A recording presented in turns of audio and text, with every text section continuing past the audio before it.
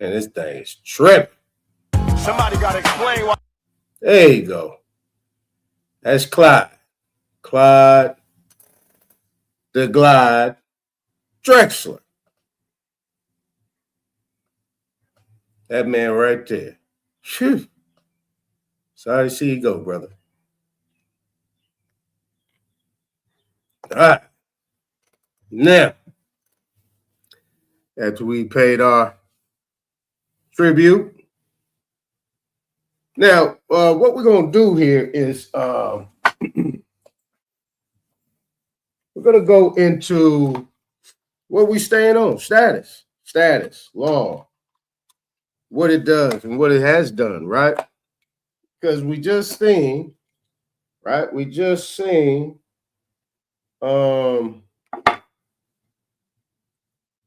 let me get this one up. We just seen that this one police officer just got off. This one police officer just got off. And remember what I was showing you guys? What I was showing you guys over there.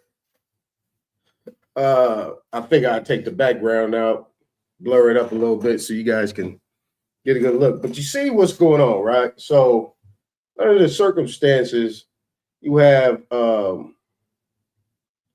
police still getting off. Cowardly acts. You shoot a young man in the back over $1 bottled water. $1. And he put it back. I don't know if he was stealing it or what. I don't even know the details, but I was watching Big Dog Philly OG channel yesterday, and he showed the video that the jury just found him, the police officer, not guilty.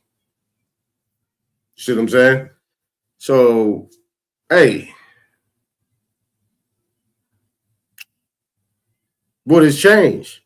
And what does that mean? Now, I'm not criticizing the mother, the father, the family, but I am going to criticize that attorney that they hired, that they paid a lot of money for. That you're sitting there trying a police officer on policies that he is supposed to enforce under status. So what do you expect to happen? Number two, This attorney is registered with a foreign agent as a foreign agent. He has no allegiance to the people, even though he so-called is a public officer, but he is a public officer of what? Policy. He doesn't know constitutional law. They don't teach constitutional law. They teach policy. They teach administrative law, contract law. They don't teach constitutional law. That attorney is not coming in there to protect that young man's constitutional protected rights.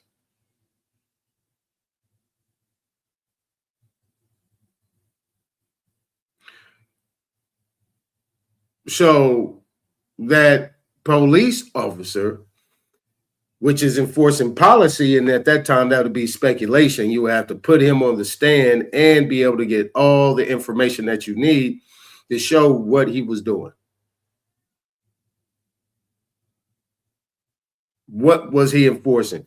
What was his cause? And I guarantee you in the trial, I'm going to see if I can find the video where we got questioning going on, and we can see exactly what these attorneys was asking this police officer. I guarantee you these was all statutory status type of questions, things that he is protected under. Guaranteed.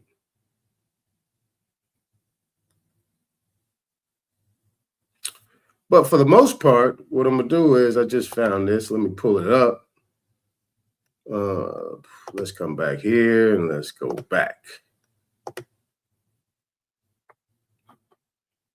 Show. All right.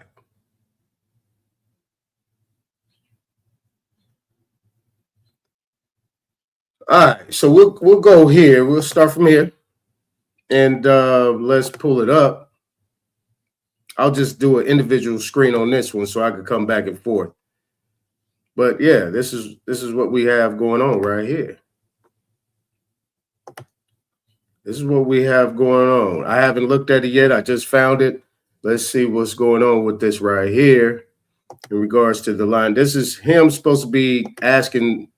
This is supposed to be him questioning the owner of the gas station.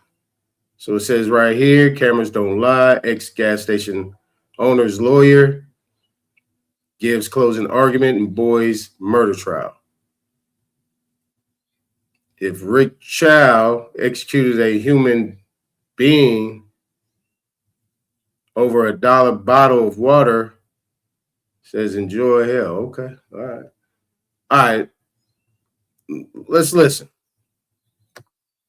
Chow executed a human being over a $1 bottle of water, enjoy hell. Let's make that clear. If Rick Chow shot a man in the back stealing $1 bottle of water from his store, you do what you will. Because there's nothing to justify this back and forth. Was he right? Was he wrong? It doesn't matter. Taking a human life over a bottle of water is absolutely ridiculous. It's wrong under any way that you could possibly look at it.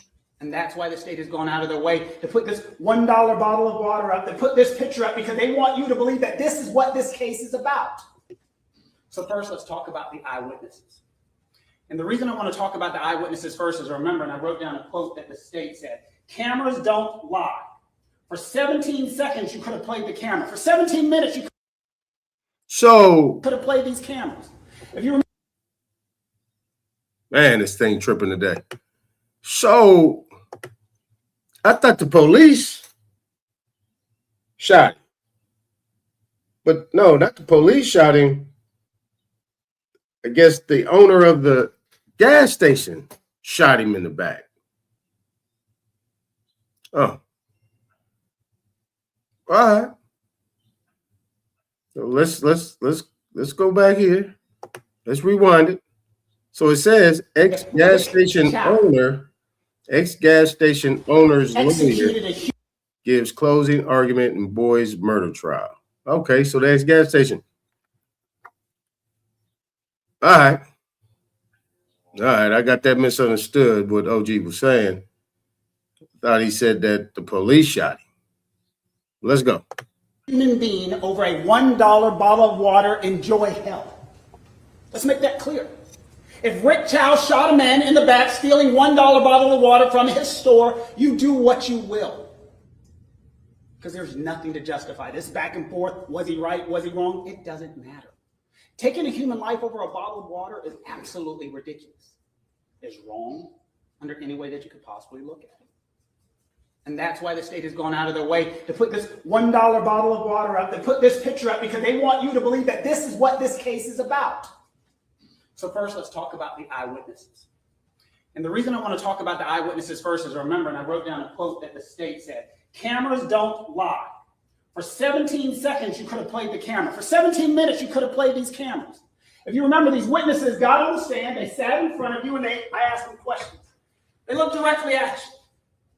They were talking about what they remembered. They were talking about their memories and how important that is. And then I started asking them questions from right there. You remember? I said, no, I'm not trying to be rude, but I remember you talking to 911. Do you remember that? Yeah. And you said something different to the 911 tape that you're saying right there today. I asked another person, isn't it true that we don't interview witnesses together because they can get their stories together and their brains could get something that didn't really happen? Yeah. And that's on video, correct? Cameras don't lie. And they called 911, and in the 911 call, they said they didn't see anything, correct? Camera.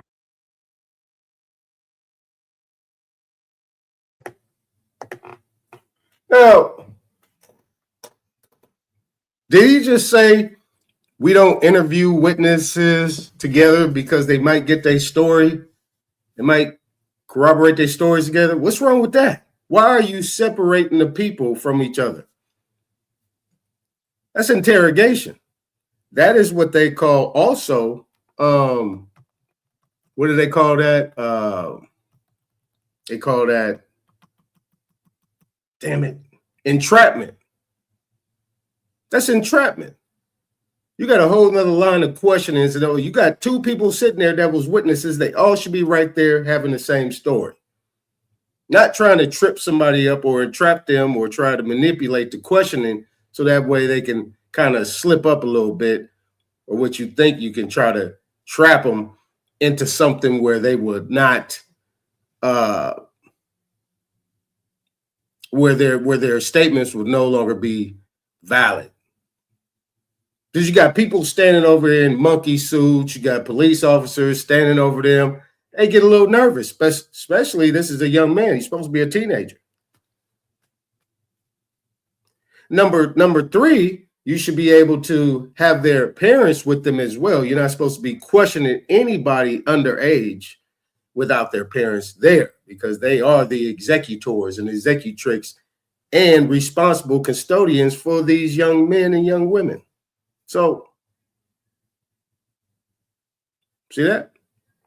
Now,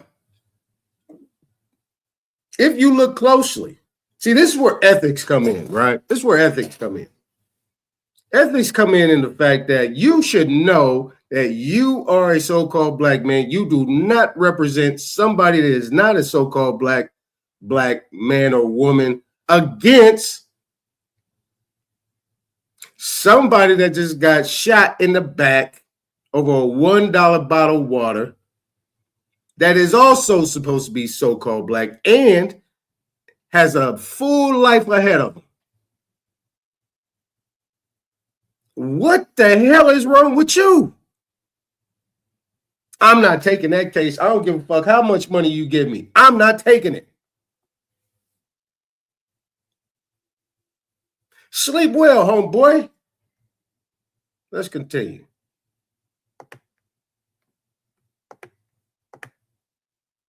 Don't lie. But don't you remember? Man, sorry about the connection. I don't know what's going on with the connection today. Come on, buddy. Come on, buddy.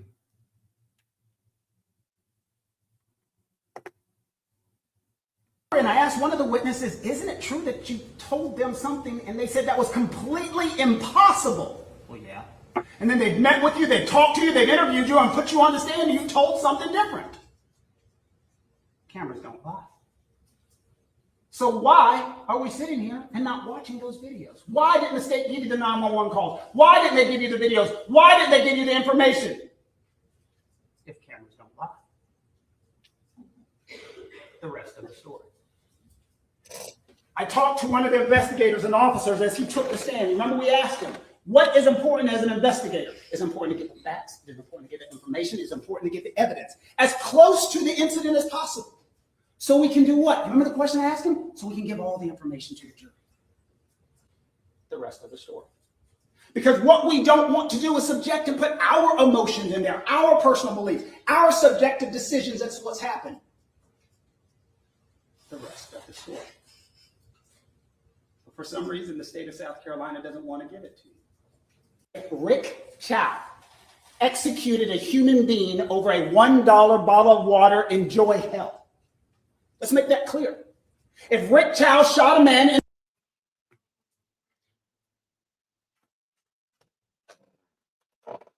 Listen, I don't give a damn. See, this is all policy talk. This is all statutory status talk. This has nothing to do with that man shooting a young man in the back. I don't care if he walked out the store with a $1 bottle and threw his middle finger up and said, fuck you. I ain't paying you. Get it out your ass. You don't shoot that man. It's $1. Make sure that you call the police and say he created a statutory violation, a statutory crime. This is what he looks like. This is what's going on, and so on and so forth from there. Got it? You don't take the law in your own hands and shoot somebody in the back for $1 bottle of water. Now, what you should do is go out there, put the gun down, and put tips on him. Beat him up, grab him, and say, hey, young man, right here, boom, sit your ass down. Don't go nowhere.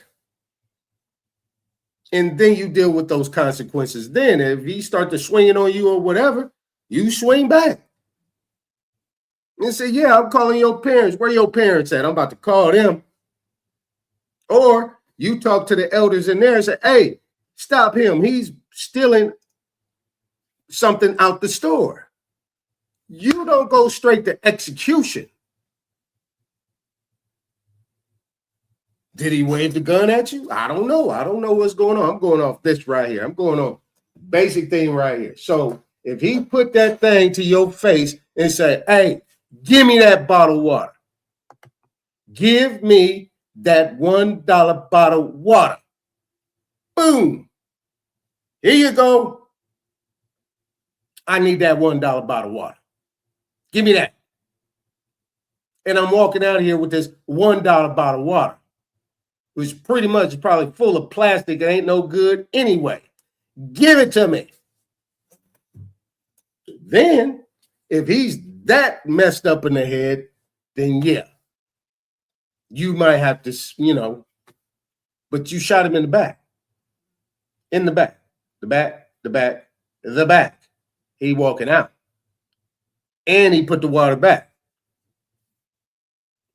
This is what they said. He put the water back. So, is there something I'm missing? But this guy is very Reverend Fried Chicken up there, screaming and hollering. And why we can't see the tape? What we gonna see in the tape? We gonna see in the tape that he put a gun out on him for a $1 water bottle? Really? Are we gonna see that this dude is all scraped and nasty, looking like a dope fiend? Really? Is that what we're gonna be looking for? What are we looking for? But you are up here, Reverend Fried Chicken, screaming and hollering, tap dancing for this foreigner. He's probably a foreign national who's probably got some type of do not detain or some type of thing on his on his papers. He probably got that store and that gas station in a place where it's probably dominated by people that are so-called black. How about that? But you are screaming and hollering over this to protect this guy. What do you think it's going to do for you? Huh? Just think, if you played it back in the day, right? When I grew up, right? You go in there stealing that man, that brother, that old man, they're going to be like, hey, man, you better put that down. If you need a bottle of water, you ain't got $1, just tell me. I'll let you get it. You give me $1 later. But you ain't about to walk out of here. If you do, I'm going to put hands on you, and I'm going to call your mama and your daddy. And then they're going to put hands on you. But no, he doesn't live by that culture. Chow does not live by that culture. And he is enforcing that guy's culture in a community that he doesn't have any relations in. He probably drives about an hour and a half out to wherever he's at and lives. He does not live in that community. Absolutely, he doesn't. But more importantly, you got people in the store, unless that store is full of chows that sat there and watched that happen.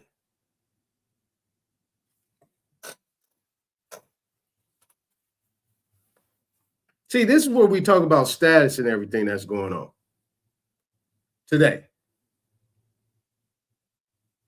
What's been going on after the civil rights? We have been getting slaughtered based on this whole status change.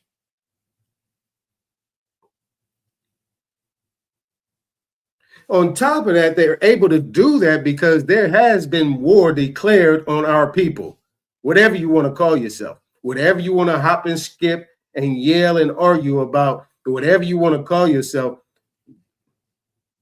Damn it, war has been declared. And it's a silent war at that. And it's silent because nobody discloses what's going on, because you got this guy right here, right there, that is going to step forward, just like all these other little nigglets that step forward and do all this other shit regarding rights, voters' rights, and all these other things, but they never, ever create a solution. There's nothing substantive that these people are going to provide to bring a solution. How are you going to be able to stop these people from executing our people on GP? Really? GP means general purposes. How is that possible? How are you going to be able to do that? But you're talking about voting.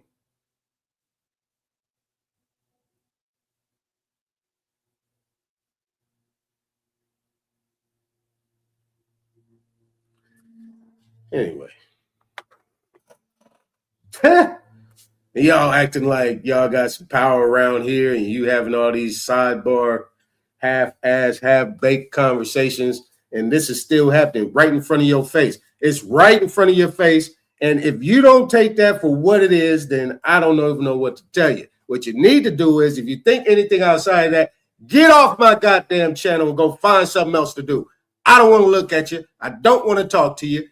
Get up here and talk about something that's got some substantial information on anything outside of that. If you sit there and scratch your ass and you sit there and turn your head, well, you know, so on to you. That's because, and shut the fuck up.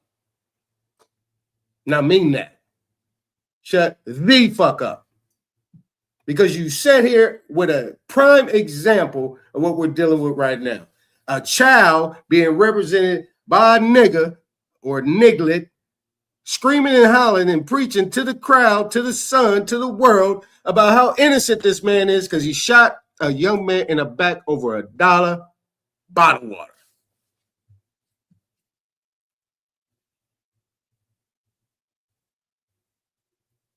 Right. Anyway, let's get back to this. Let's get this bullshit out of here. All right, let me set this up real quick. Let me line these things up. Let me put my man, it's like I gotta continue this shit. I gotta actually bring up some more information and some shit like that. You know what I mean? It's like I really want to I want to stop this shit right now. I don't want to talk no more. Ain't nothing to talk about. Ain't nothing to talk about. Like real talk, ain't nothing to talk about, really. Like, but you gotta keep moving on. But at the end of the day, it's like, yeah, this is why they stop. That's why they don't want us coming up in there setting precedent and bringing the claims that need to be made. That's bottom line. They don't want us bringing the claims. Oh, they need an attorney to be in front of you. So that way we can make sure that we get our little cut and do what we need to do. You know what I'm saying? At the end of the day, we get what we get, and we'll make them think that they got some real justice. Right. Nevertheless, it is what it is. Let's come over here with that one. Let's come here with this one. Let's jump this around. Let's come here with it. Let's come back here with that. Boom, boom, boom. All right. Let's run it this way. Fuck it. Let's just do that. Sickening, boy. Some sick fucks. And I ain't saying excuse my language. I said what I said. These sick fucks. They need to go first. I mean that.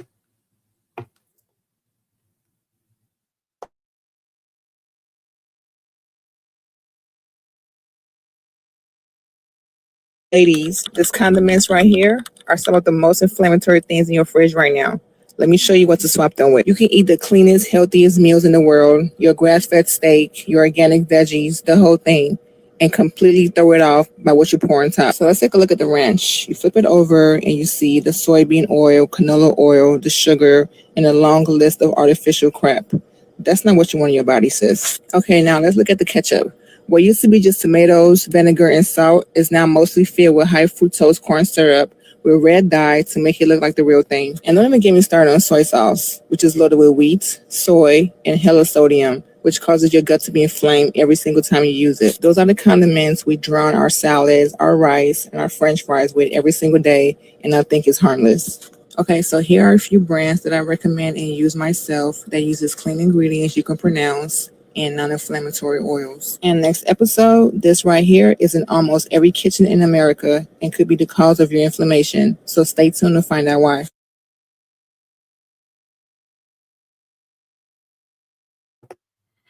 Now that's messed up. They showed Uncle Ben's. Like, if they did that to Uncle Ben's rice, they took over Uncle Ben's rice. Everything is bad. Now, you remember, if you listen closely, she was talking about the ketchup. The ketchup, back in the day, used to be tomatoes, salt, and vinegar. That was the recipes in the ketchup. That same ketchup bottle back in the day. And look at what they got now. Telling you, man, these some sick people. These some sick people. And I didn't change my whole trajectory today. I'm talking shit today. Because I tell you where I come from. I come from FTP. And when I see shit like that, and you talking about the whole judicial and law enforcement system ain't doing nothing to him,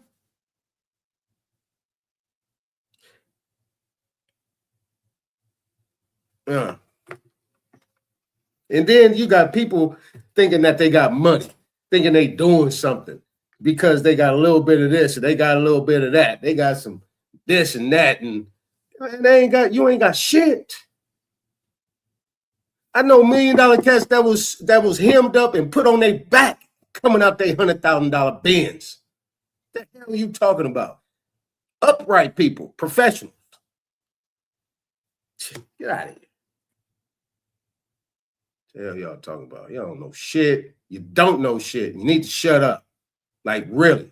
Somebody need to take the mic out your hand and go sit you in a corner somewhere.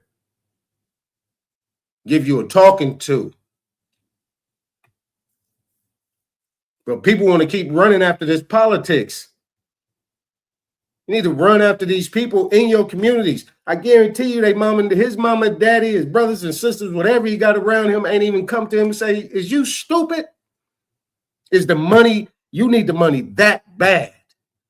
You need attention that bad. You must, because you probably in high school and in college couldn't do nothing. You probably couldn't walk and chew bubblegum at the same time. You probably couldn't get a female. You probably can't dance. You probably had no friends. You probably had 4-inch focals on your goddamn nose and sitting and your head buried in the goddamn books because that's all you had. No social skills, no nothing. All you had is something that you watched coming around here so you can act like you know something. You sat there and put that Reverend Fried Chicken act on the goddamn screen where everybody gonna see it because we're seeing it.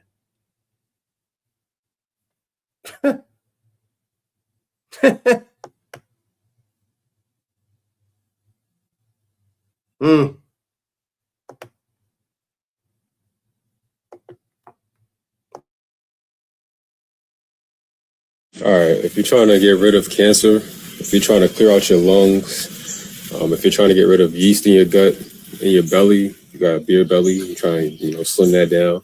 You're trying to cleanse your blood. If you're not getting, a hard on in the morning, you're trying to get that back, you need this belly root, man. I ain't gonna lie, you need this belly root. See that smoke coming off of that? It's not smoke. It's sulfur. Sulfur kills a lot of cancer cells.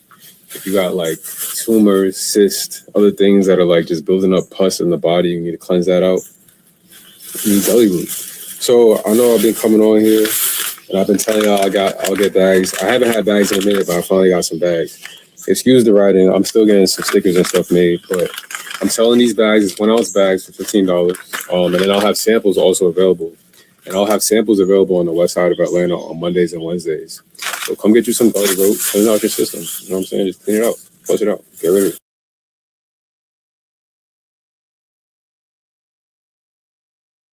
30, an Anglo-Irish preacher named John Nelson Darby developed a new way of reading the Bible. He divided all of human history into distinct periods, called dispensations, each ending in judgment. The final dispensation ends at Armageddon. For Christ to return, Darby taught, Jews must be gathered in the land of Israel. A third temple must be built in Jerusalem. A final war must be fought. Peace under this framework is not the goal. Peace delays the timeline. Darby's ideas were considered fringe. Then in 1909, a former Confederate soldier and Yale-trained lawyer named Cyrus Schofield published an annotated study Bible through Oxford University Press. The Schofield Reference Bible embedded Darby's framework directly into the scripture text, teaching millions of readers that Genesis 12:3 was a divine foreign policy directive. Nations that bless Israel will be blessed. Nations that oppose Israel will be cursed. Oxford University Press has sold more copies of the Schofield Reference Bible than any other book in its history. Scholars estimate tens of millions of copies worldwide. In 1970, Hal Lindsey published The Late Great Planet Earth, tying Darby's theology to Cold War headlines. It became the #1 non-fiction bestseller of the entire decade.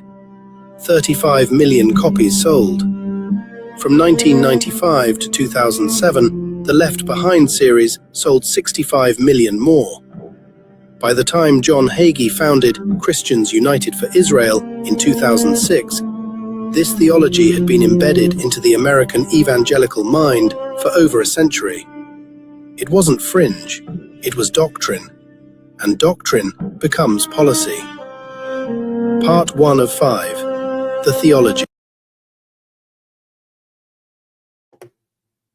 Now, did you guys hear that?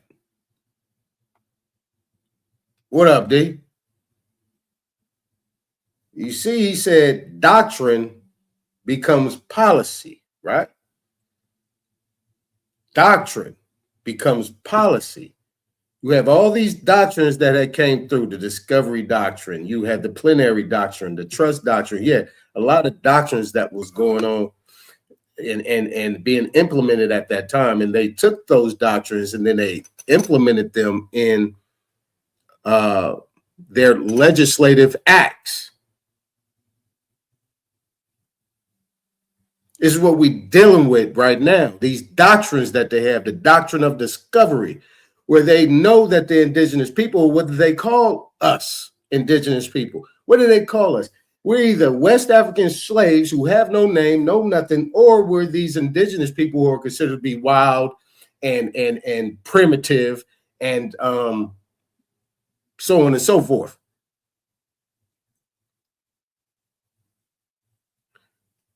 So if that's so,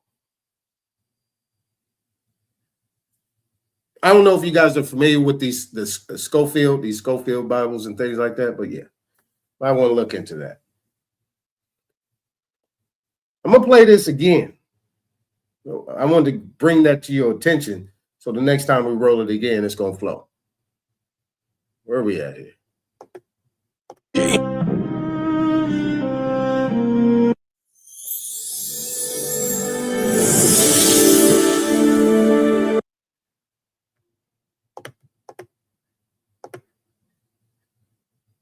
An Anglo-Irish preacher named John Nelson Darby developed a new way of reading the Bible. He divided all of human history into distinct periods, called dispensations, each ending in judgment. The final dispensation ends at Armageddon. For Christ to return, Darby taught, Jews must be gathered in the land of Israel. A third temple must be built in Jerusalem. A final war must be fought. Peace under this framework is not the goal. Peace delays the timeline. Darby's ideas were considered fringe. Then in 1909, a former Confederate soldier and Yale-trained lawyer named Cyrus Schofield published an annotated study Bible through Oxford University Press. The Schofield Reference Bible embedded Darby's framework directly into the scripture text, teaching millions of readers that Genesis 12:3 was a divine foreign policy directive. Nations that bless Israel will be blessed. Nations that oppose Israel will be cursed. Oxford University Press has sold more copies of the Schofield Reference Bible than any other book in its history. Scholars estimate tens of millions of copies worldwide. In 1970, Hal Lindsey published The Late Great Planet Earth, tying Darby's theology to Cold War headlines. It became the #1 non-fiction bestseller of the. You see? Let me make sure my screen. Okay, yeah, my mic's up. So you see how they're applying these things over time? Now, prior to what people might think, Anglo-Irish. I showed you who these people were.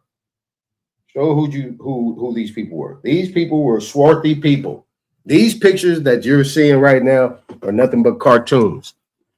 Now, this guy is present day. You could tell by the picture and how he looks. You could tell this is some present day picture. So yeah, he get a pass. Now that Schofield, we don't know if that's actually Schofield, because I know a family of Schofields and they dark skinned. Actually, one of the youngest Schofields played for Tennessee, University of Tennessee, played it on the hoop team. That's a brother. But they will say, well, you know, our slave master, that's how we got that name. No. Most likely you are Anglo-Irish. Naturally. Entire decade. 35 million copies sold. From 1995 to 2007, the Left Behind series sold 65 million more. Look at that. Look how much money they're making. 65 million, 40-something million. That's 100-something million copies being sold on a lie.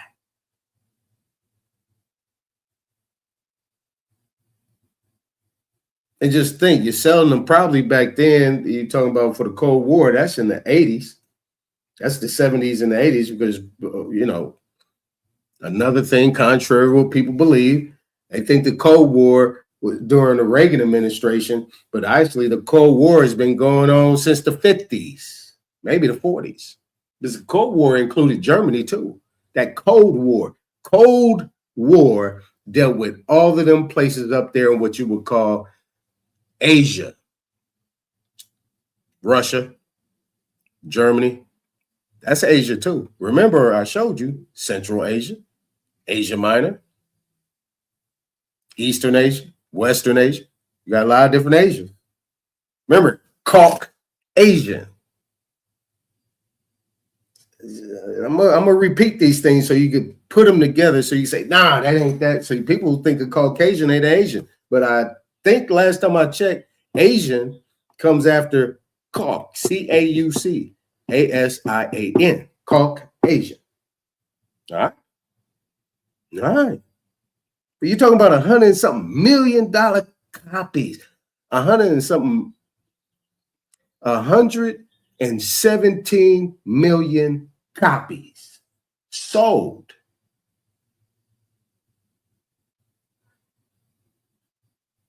On what? Let's see. By the time John Hagee founded Christians United for Israel in 2006, this theology had been embedded into the American evangelical mind for over a century. It was founded, right? So they're founding these things. Okay, let's continue. Wasn't fringe, it was doctrine. And he said it wasn't fringe, it was doctrine. Doctrine becomes policy. And doctrine becomes policy. So all this time, over a century, right? A century is what? 100 years. So if we go from 2006 and we take 100 from that, that's 1906. So how long has the Cold War been going on? How long have they been bringing these immigrants over here?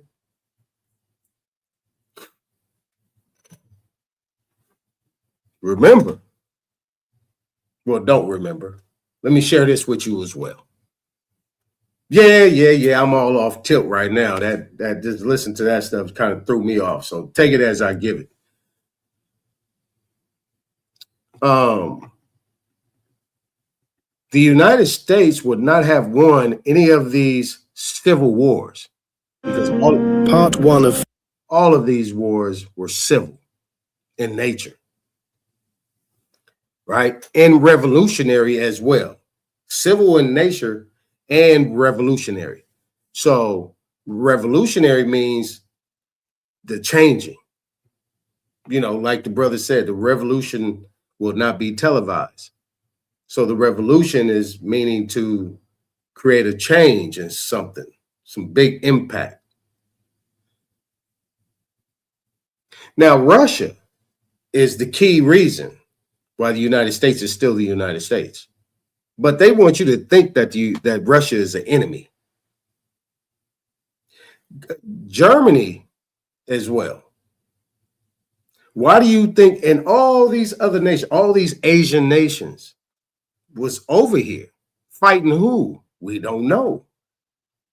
But under the circumstances, that is one of the key things. All these people are over here. This is why when you talk about these Native Americans, when you look at those Native Americans that was coming over here, those are Asians, Central Asians. You talking about Genghis Khan and all them people?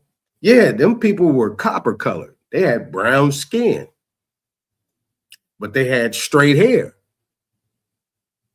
And they was coming over here fighting. They protected the ports, the waters. They stopped people from coming over here. And really, it was the British. You know what I'm saying?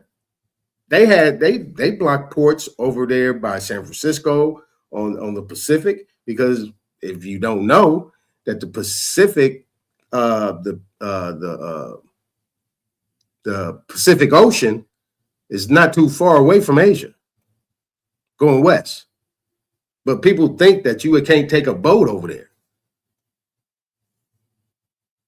You got an Indian Ocean too as well.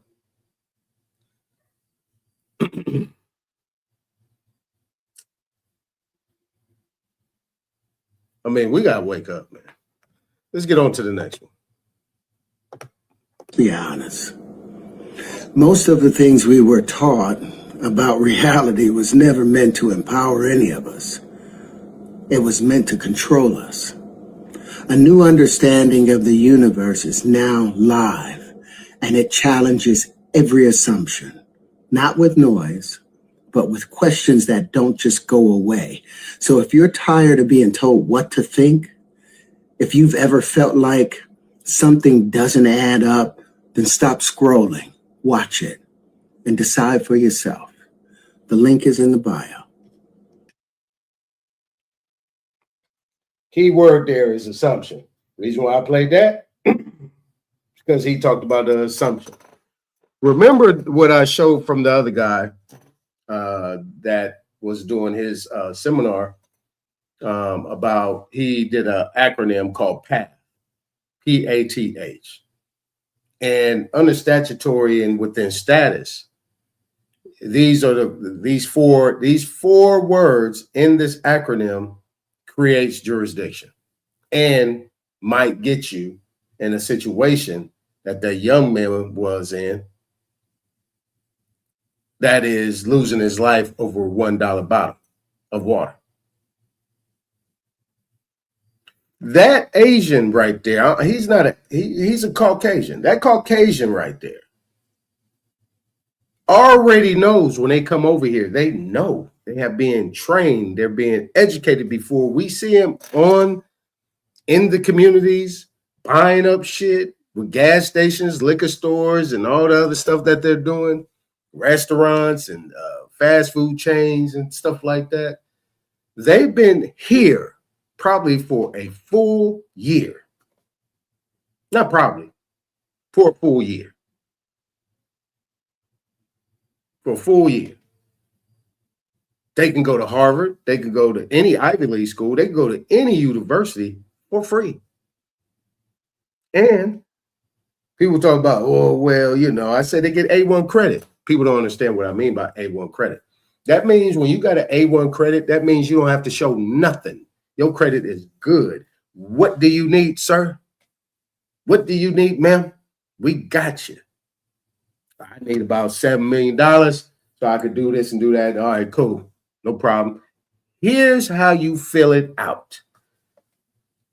Actually, we're going to help you. So you talk about INS, right? You got INS, immigration and all that stuff, right? You got all these different agencies. When they bring them over here, they're actually showing them how to fill these things out. But we got these people that are screaming and hollering that so-called are black people that is supposed to be with the Black Caucus, supposed to be black representatives and blackity black and black and black. The blackest of the black are not in holding workshops or doing anything in the communities.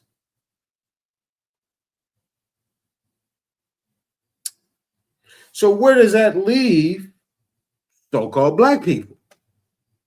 That leaves black people to figure it out for themselves. So they'll go to a bank because they need something, and you go into a bank where you're probably going to see somebody that look like Chow. It's going to look like Chow, going to look like Viva Ramaswamy's. It's going to look like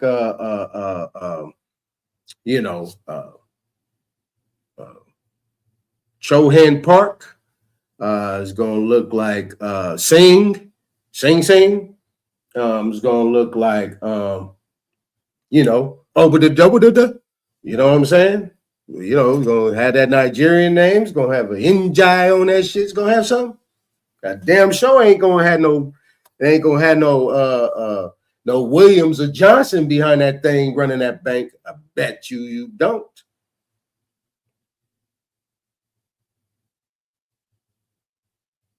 And if they do have these type of banks out there, nobody knows about them. They might be in little cuts and little places, you know, where you got Georgia I mean, in certain places where you have some of that, but nevertheless, back to the assumption. The P is presumption. The A is assumption. The T is tacit. The H is hearsay. So the P, the A, the T, the H, right? That path is a path to the young man with the dollar bill, the dollar water, losing his life. Now, you think that child don't understand that? He's black. He's African American. He's a nigga. He's a Negro. He's colored. There ain't no protection for him. So I know I can get off. And I got plenty of Federal Reserve notes and money and credits based on what the government gave me to beat it. Because I think they put an Asian hate crime together. So I'm going to fall within that Asian hate crime. That to me was considered a hate, and I felt threatened, and I had to do what I had to do. Well. Let's move on to the next one. Just take it as I give it. I don't know what I'm talking about right now. I'm pissed. African American communities are prospering, like the residents of Greenwood, a suburb of Tulsa, Oklahoma.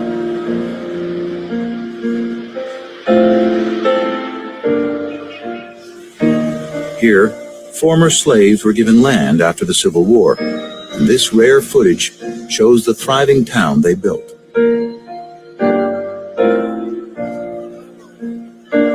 A remarkable Baptist pastor named Solomon Sir Jones is the pioneering filmmaker.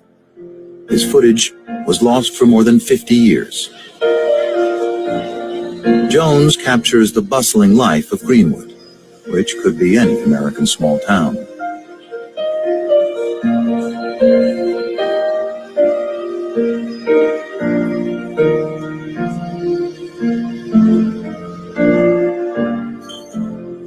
But Tulsa's whites don't like what they see. In May 1921, after a black man is accused of assaulting a white woman, a white mob rampages through the city. For a night and a day, they loot and burn Greenwood. The Fox News crew captures the only surviving footage. It is the bloodiest racial massacre in American history, leaving nearly 300 dead. And you know when they did it? At night, while everybody was asleep.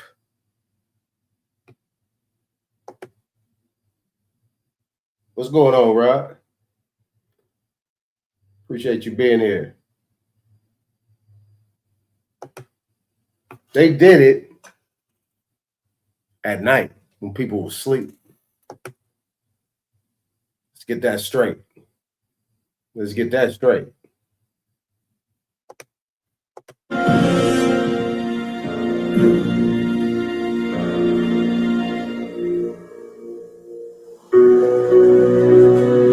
Behind the violence is a terrifying force, born in the 19th century, but until now, silent. The second wave of the Ku Klux Klan.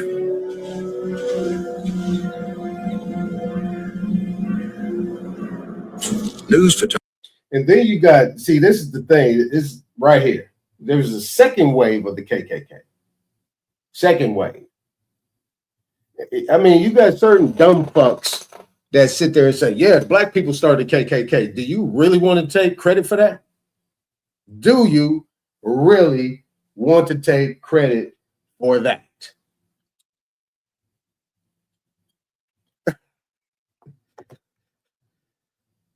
Do you really want to take credit for that? You want to take credit for starting the KKK? So that means you trained a lot of these paleskins that came over here as indentured servants, criminals, and under penal colonies and penal crimes. And you pretty much trained them to be a part of the KKK that you, so-called black man, started.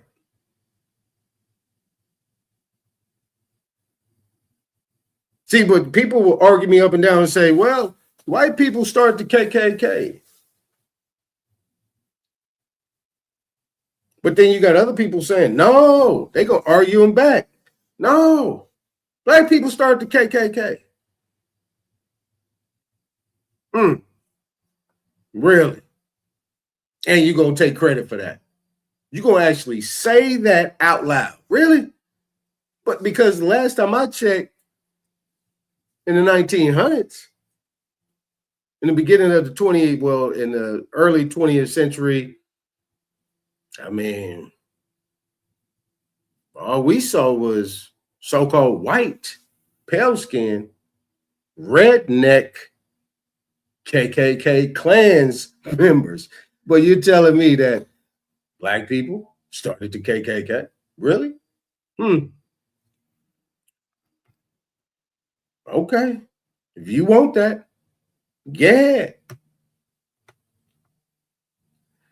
Yeah. Photographers capture a Klan march in Tulsa 1 year after the riots.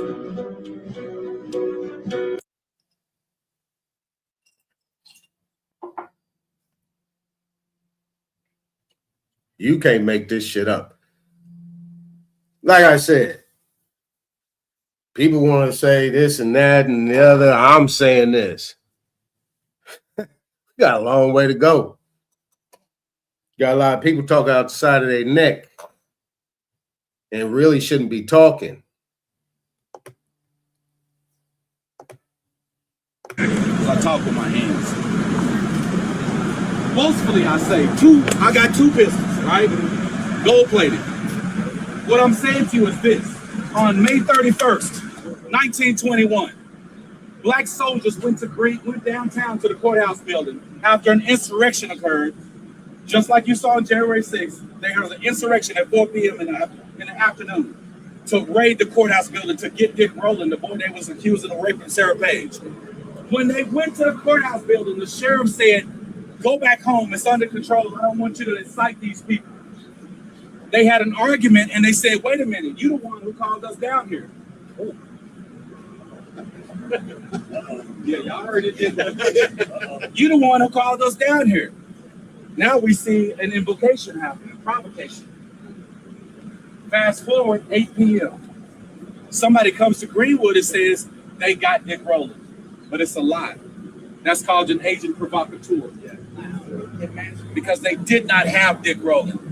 When they got downtown, 300 black men armed to the teeth approached 2,000 white men. And they fight over a gun, the gun goes off, and the rest goes wild.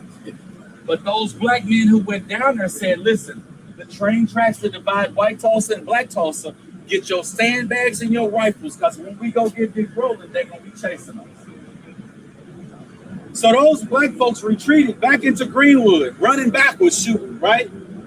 Retreated back into Greenwood. For the next few hours, you don't see nothing but dead white folks on the tracks. Come on now. All along the train tracks.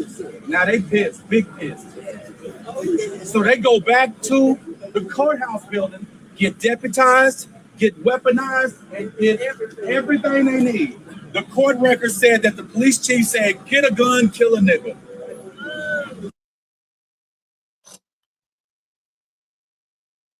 Yeah. Uh-huh.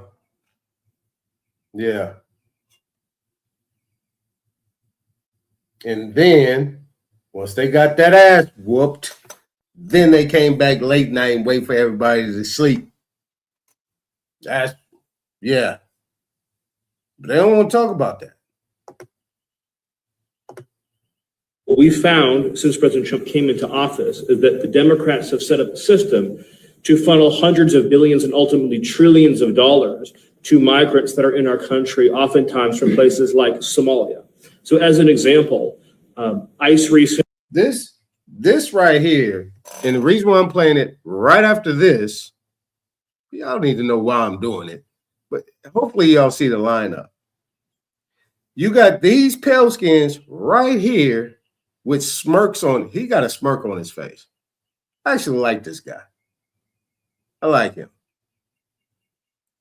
he's got a smirk on his face, like, I'm trying to show you people, like I said, you people, what your people are doing to you. This administration is showing, if anything, what the Democrats is doing. So if we're talking Democrats, we're talking Black Caucus, we're talking all the so-called Black people, men, women, NGOs, 501c3s, any type of political action committees or anything that's talking Democratic talk. He's telling you these are your people, and here is what they're doing with the money. And they're talking in the form of billions of dollars. Billions. See, this is where mathematics gets lost in the fray in all of this rhetoric. In all this rhetoric, what they're never talking about is money. Have you ever heard a Democrat talking about money? Never. Have there ever you heard a Black person in this Democratic party ever talk about funding, community development, business, so-called Black business? If you're going to use the word Black, you got to empower it on every level. Wait a minute. Pause.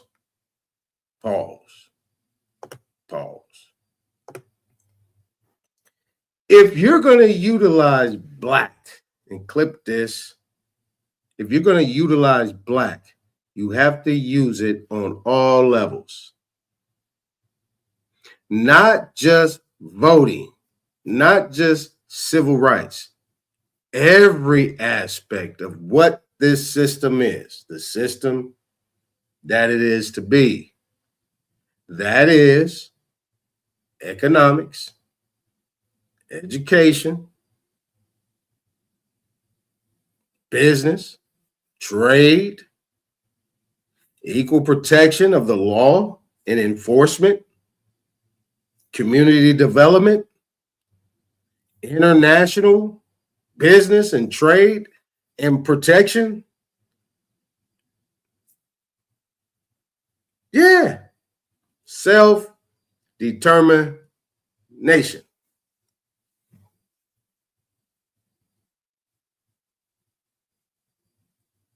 But look at these numbers.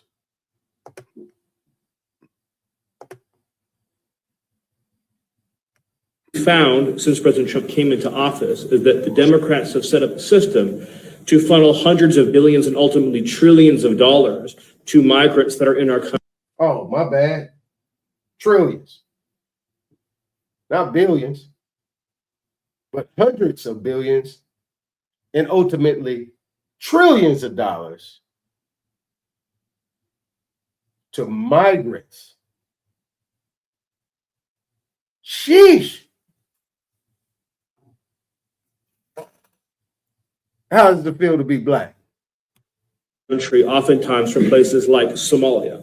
So as an example, ICE recently asked a group of illegal immigrants that were in detention whether or not they were receiving Medicaid. Half of them raised their hands and volunteered that they were on Medicaid, just volunteered that. These aren't the ones who are hiding it, right? They also asked illegal aliens how they paid their medical bills, and they said that if they don't have Medicaid, they go to hospitals, they get free care there, and they bill it to the taxpayers. So they aren't paying for any of their own health care in this country. This is one example. And we've seen this over and over and over again. So under President Trump's leadership, and then of course with JD and the head of the FTC, Andrew Ferguson, we're going to see the first ever effort in American history to reclaim the ultimately trillions of dollars that were stolen from taxpayers. But what we found since President Trump came into office is that the Democrats have set up a system to funnel hundreds of billions and ultimately trillions of dollars to migrants that are in our country, oftentimes from. All right. So what I'm gonna do because I don't have that lined up. It's just taking me somewhere. I'm just moving. I'm just following where the energy is taking me to go.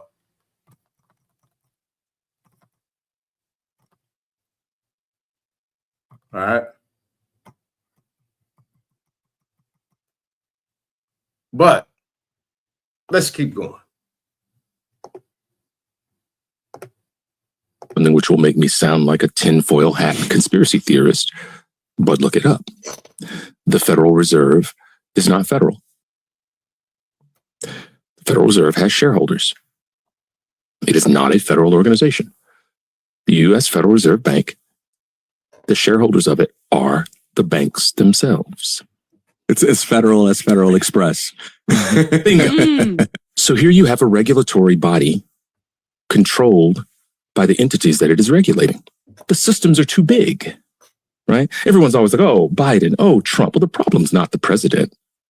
The problem is the presidency itself, the seat. When the Constitution was drafted and the seat of the American president was formed, human beings had never traveled faster than a horse could carry them. The country was tiny. There was no such thing as telecommunications. So today, almost 250 years later, we expect to be able to elect one person who's so talented that they can educate all of our children. Bingo. You heard what he said, right? Now, let me give you another perspective on that.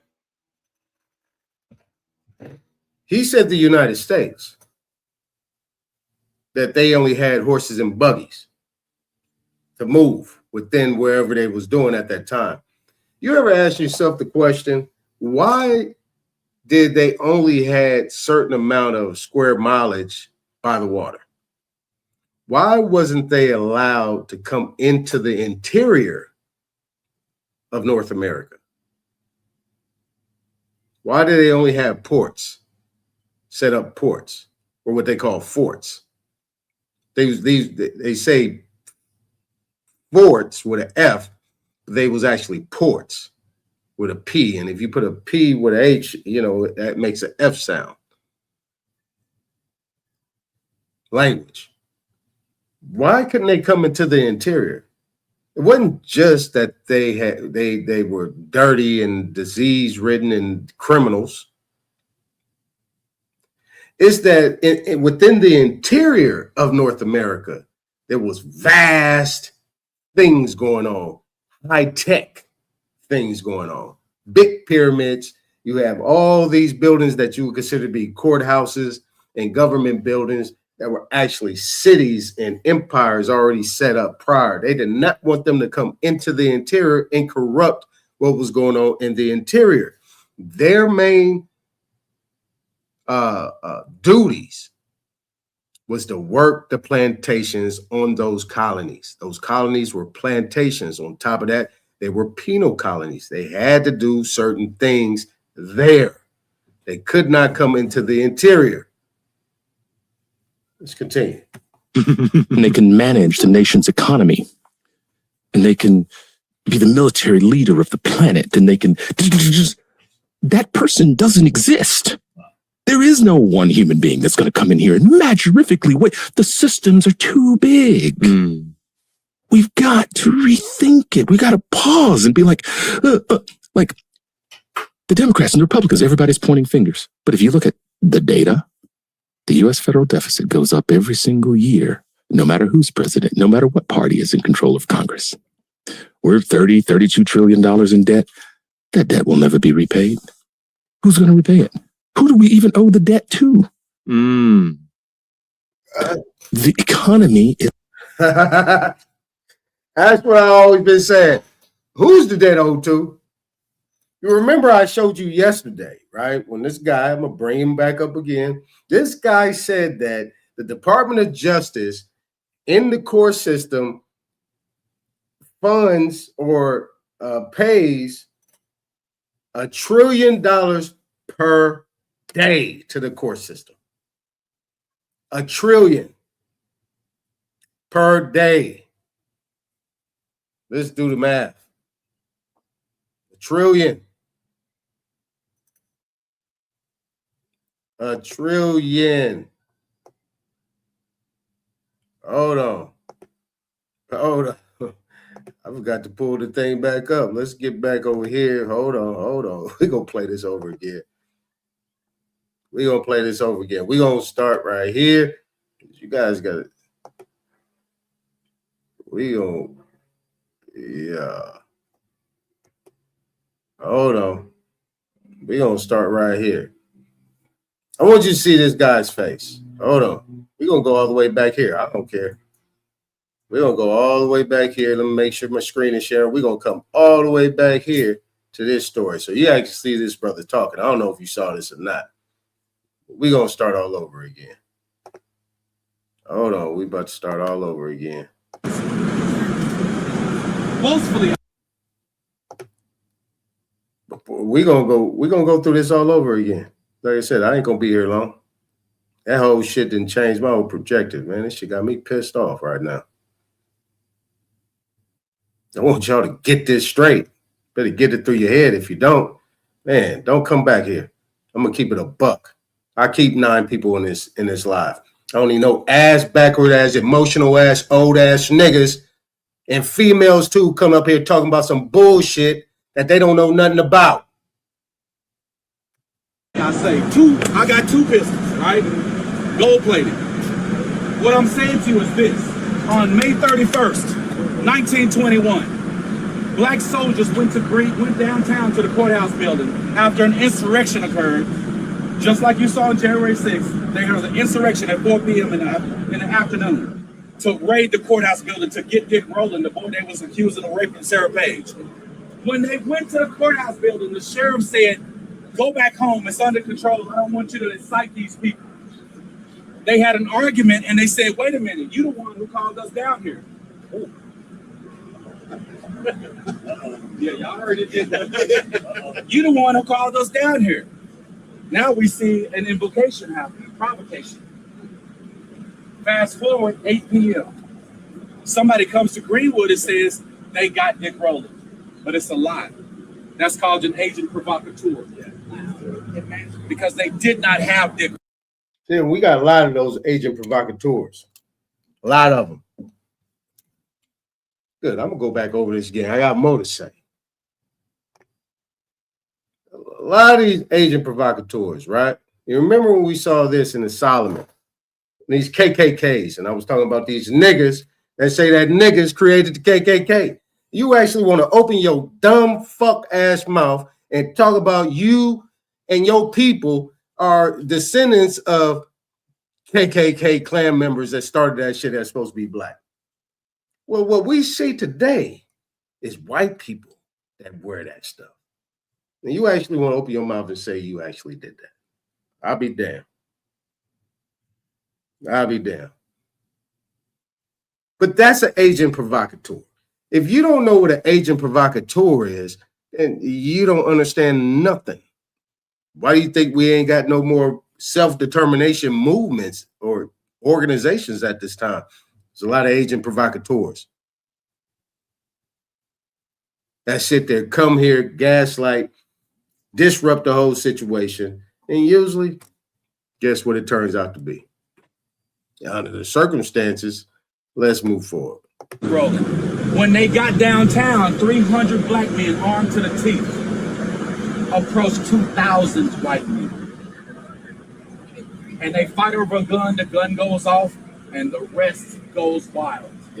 But those black men who went down there said, listen, the train tracks that divide white Tulsa and black Tulsa, get your sandbags and your rifles, because when we go get Dick Rowland, they're going to be chasing us.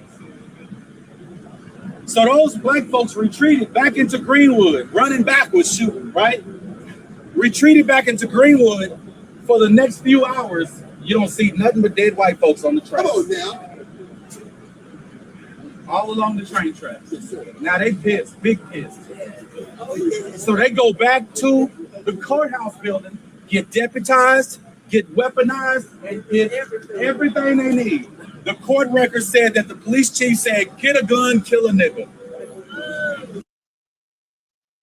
Right. Now let's go back here. But But what we found since President Trump came into office is that the Democrats have set up a system to funnel hundreds of billions and ultimately trillions of dollars to migrants that are in our country, oftentimes from places like Somalia. So as an example, ICE recently asked a group of illegal immigrants that were in detention whether or not they were receiving Medicaid. Half of them raised their hands and volunteered that they were on Medicaid, just volunteered that. These aren't the ones who are hiding it, right? They also asked illegal aliens how they paid their medical bills, and they said that if they don't have Medicaid, they go to hospitals, they get free care there, and they bill it to the taxpayers. So they aren't paying for any of their own health care in this country. This is one example. And we've seen this over and over and over again. So under President Trump's leadership, and then of course with JD. And all right, we back up to speed. Let's start this over. We're going to start this over. Tinfoil hat conspiracy theorist, but look it up. The Federal Reserve is not federal. The Federal Reserve has shareholders. It is not a federal organization. The U.S. Federal Reserve Bank, the shareholders of it are the banks themselves. It's as federal as Federal Express. Now, if you guys were listening closely, I said that. Right? JP Morgan, all the National Association banks are the Federal Reserve. Now, those banks, those national associations that were created, they also have, you go check them out, JP Morgan, Wells Fargo, they all have what you call a company, co. It says CO at the end, and it's being publicly shared too as well, publicly, whatever you want to call it. All right. This was something that was done in the early 1900s. This is where you had the Astors and all them people, the Titanic, all these people that so-called was supposed to be having a meeting on this central bank. And a lot of them was like, no. Why you want to bring a central bank over here? We already know what's going to happen. We know history. Yes. So those shareholders and everything that's going on, right? And I showed you about banking. I showed you about the loans and credits and everything, that those loans and credits that are being so-called issued, what secures that? The deposits. All those loans and credits that are being issued out or being extended out are your deposits. So here you have a regulatory body controlled by the entities that it is regulating. The systems are too big, right? Everyone's always like, oh, Biden, oh, Trump. Well, the problem's not the president. The problem is the presidency itself, the seat. When the Constitution was drafted and the seat of the American president was formed, human beings had never traveled faster than a horse could carry them. No. Human beings, right? You're talking about them. This is why I was talking about going back into the interior. All these massive structures, if they was horse and buggy, I want you guys to get some common sense with what he's saying. If they were horse and buggy and they was pretty much on anywhere between a 10 and 5 square mile radius in those penal colonies that you call ports or forts, then how would they be able, and pretty much they was wearing one-piece diapers, you know, that they button in the back and the ass fall out and then they can go take a shit. No sewage, no nothing. They didn't know how to farm. They didn't know how to do none of that shit. They were sitting there picking cotton.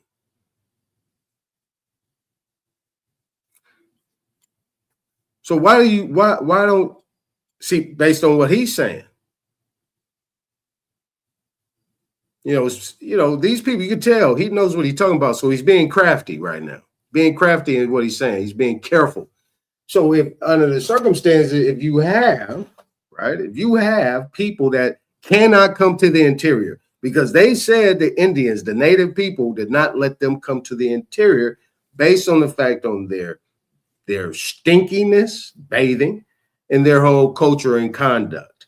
You're not coming to the interior, and they knew that these people were felons. They was coming over here to work off something, and then they were supposed to have been sent back. So on and so forth. This is what happened, and here we go. Why weren't they able to be brought into the interior? It's because of the technology and the things that was going in the interior. They didn't want them to know because they already knew they had 007s here, and they wanted to keep them on the perimeter and keep them out there so they could go run back and say exactly what's going on and be able to get some of this technology and be able to patent it. And which they did eventually, where some of these patents and some of these creations that was done ended up being stolen. Number one, Washington, D.C., the creation of that. Number two, the brain surgery. Number three, the tools, the medical tools. Number four, the stoplight, the refrigerator. Should I keep going? How about electricity? How about lights?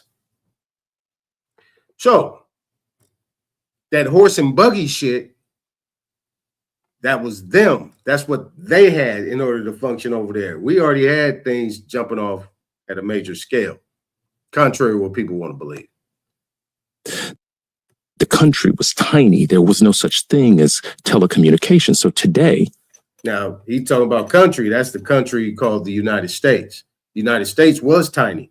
You had 13 colonies that they eventually became the 13 United States. So all of those places and locations that was considered to be colonies was not the entirety of New York, New Jersey, Maine, Vermont, South Carolina, North Carolina, Georgia, or Philadelphia, whatever other places, Virginia, any other places that you talk about that would be considered to be 13 colonies. Because remember, Washington, D.C. itself is only what? 10 square miles. But remember, you also have Maryland. Almost 250 years later, we expect to be able to elect one person who's so talented that they can educate all of our children, and they can manage the nation's economy, and they can be the military leader of the planet, and they can... That person doesn't exist. There is no one human being that's going to come in here and magnifically wait. The systems are too big. We've got to rethink it. We got to pause and be like the Democrats and the Republicans, everybody's pointing fingers. But if you look at the data, the U.S. federal deficit goes up every single year, no matter who's president, no matter what party is in control of Congress. We're $32 trillion in debt. That debt will never be repaid. Who's going to repay it? Who do we even owe the debt to? The economy. Don't do the we, man. Stay out of that we. You don't speak French. Is based on trust, not money. And once we understand that and its implications, and that we just literally took an economic system that was invented when people thought the sun revolved around the earth. That's literally how dumb the brightest minds on the planet were at the time that capitalism was, I shouldn't say invented, but when Wealth of Nations was published. Like, that was the worldview. And here we are today, still doing what they did. Yeah, that was good. That was good. All right, this is the last one. All right. Will arrest you before you've had a trial without a grand jury indictment. They break the law completely. They put you in orange clothes and shackles. Let me. You've had a trial without a grand jury. All right, we gotta go slow with this one because his voice is hard to hear. He said, they will arrest you before you have had a trial. Jury indictment. Jury indictment. Grand jury indictment. Remember what we was talking about yesterday? Obviously, this came forward. Nice. Break the law completely. They put you in orange clothes and shackles, and nearly 3 days later, after they've held you in jail for close to the maximum 72 hours, they bring you before a judge, and he asks you, how do you plead? And your bar attorney will nudge you in the ribs saying, enter plea, enter plea, enter plea. You absolutely do not enter a plea. And our cover cards teach you what to do and what not to do. You want to demand to see the verified criminal complaint. Because most of the time, the district attorneys give you a love letter about all these codes you broke. But the district attorney can't write a verified criminal complaint. They work for the government. They're not a real party of interest. A person, another citizen, has to pick up pen and paper and write a verified criminal complaint, and they can't prosecute you without one of those. And what they next have to do is they need to prove that you have active intent to damage, that there's probable cause for this crime. And if they don't have any of that in place, they can't prosecute you. However, if they get you to their court, they put you in front of their high priest in black knight, and he says, how do you plead? And you say, I'm not guilty, or no contest. They then say, you agreed to be prosecuted. Let's go ahead with the prosecution. It's now under contract. You've agreed to be prosecuted. You've entered. You've taken the hook, line and sinker. You've agreed to go in and be prosecuted. And it's a trick these criminals are pulling. It's fraud. It's criminal. It's completely outside the constraints of the United States Constitution and law and order and everything that's decent. And this is how our judges and our lawyers are building a criminal enterprise which has thrown so many people in this nation behind bars and being very profitable for the lawyers, the cops, and the judges. Thank you.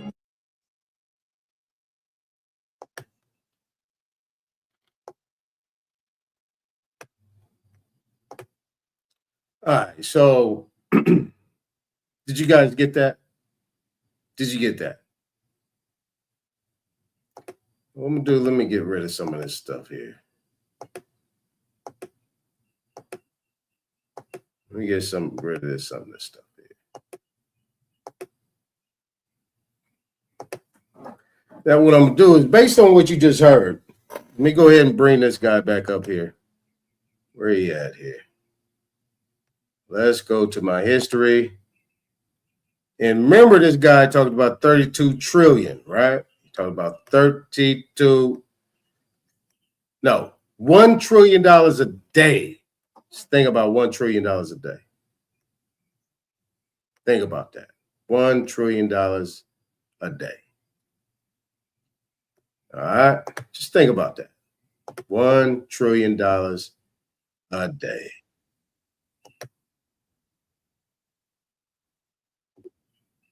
Hold on a sec. Let me get this guy right.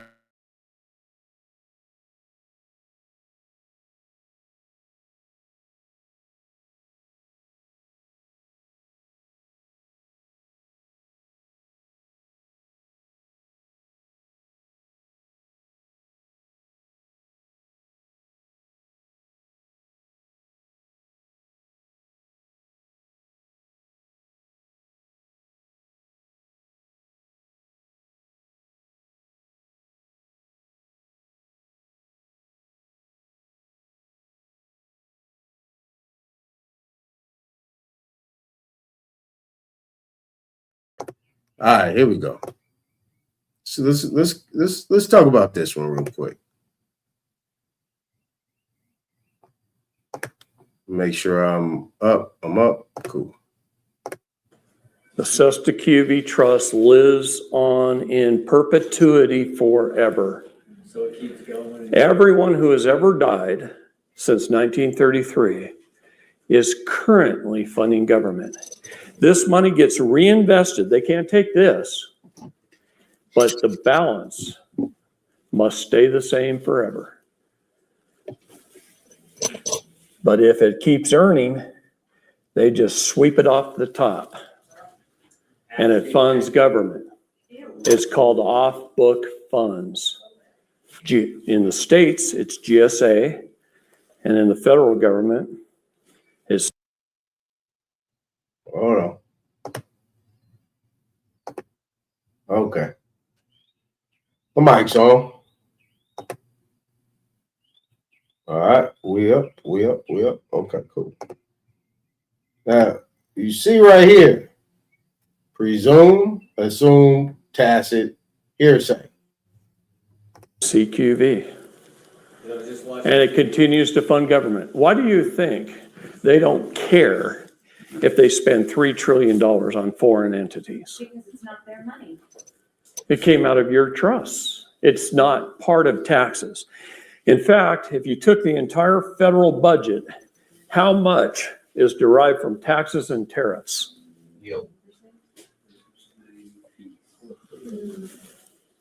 Wow. If you call up the Department of Fiscal Services and you send a FOIA request and you ask them, who is the largest contributor to the federal budget? The Department of Justice, to the tune of $1 trillion a day.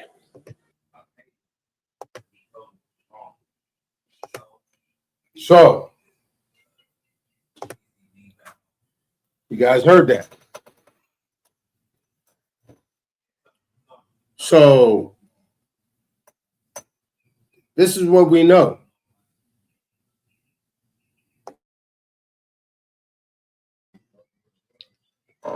This is what we know.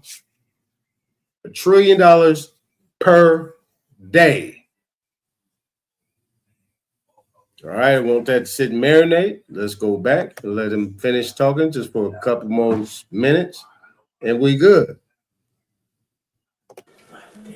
Is taken out of our Cesta QV trusts or our court systems every day. $1 trillion. That's more in 25 days than our entire gross domestic product in a year. In 25 days. They don't have. And we have $38 trillion in debt. Right. $38 trillion in debt.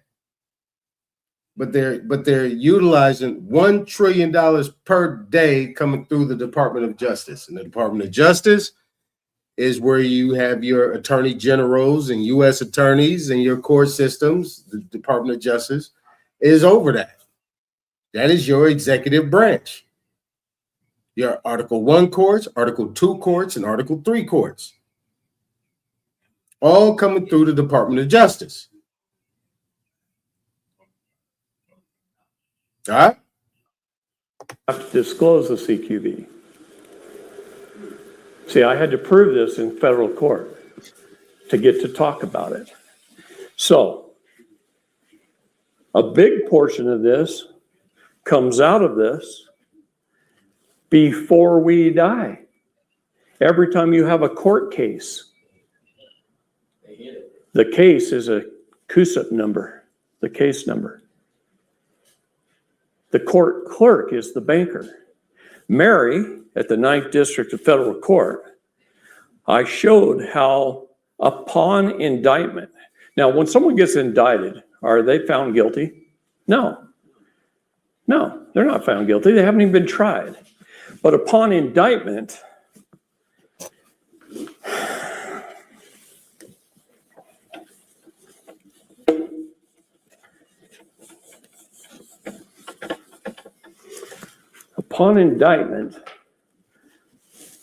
Mary filled out the SF 273 form with the Department of Fiscal Services,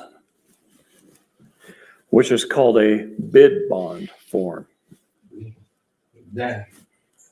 She told the Department of Fiscal Services with this form to begin liquidation of this person's account because we're going to need some of it. You got to remember, they're in U.S. Treasury bonds. They're not liquid capital. They have to be sold off. That takes a little bit of time, right? So she filled out that form in this particular case in October. The trial was set for January, didn't happen until April.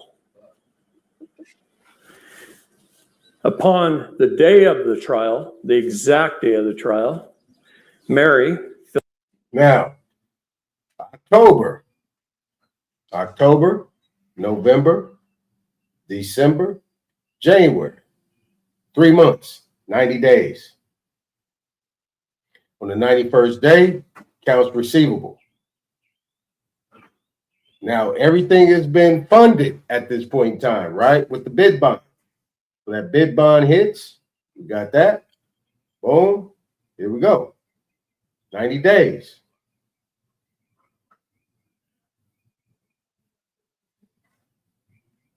Filled out the SF 274 form with the Department of Fiscal Services, which is called a performance bond. All right. So now, 90 days later into April, now we have a performance bond because on the 91st day, you have a default. But they don't advise that those things need to be that these are actual commercial issues that can be paid, can be tendered. You see? After that, you put in the performance bond because now they're in default, or what they would consider to be dishonor. Telling the Department of Fiscal Services that this person has been found guilty and they will have to perform. That's what a performance bond is. It's notifying someone that you're going to have to perform. Okay? This was supposed to take place July 13th. I pushed it to August 30th. Mary filled out the SF 275 form, which is the payment form. It's no different than a wire transfer order. It would have told the Department of Fiscal Services to wire transfer that money to the court. Now, what money am I talking about? In terms of the amount. The penal sum.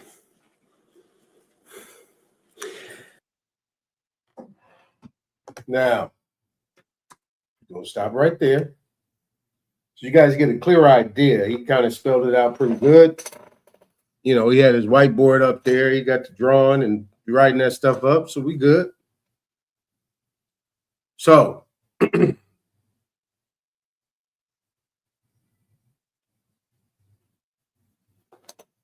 we're going all the way back to, let me remove this real quick.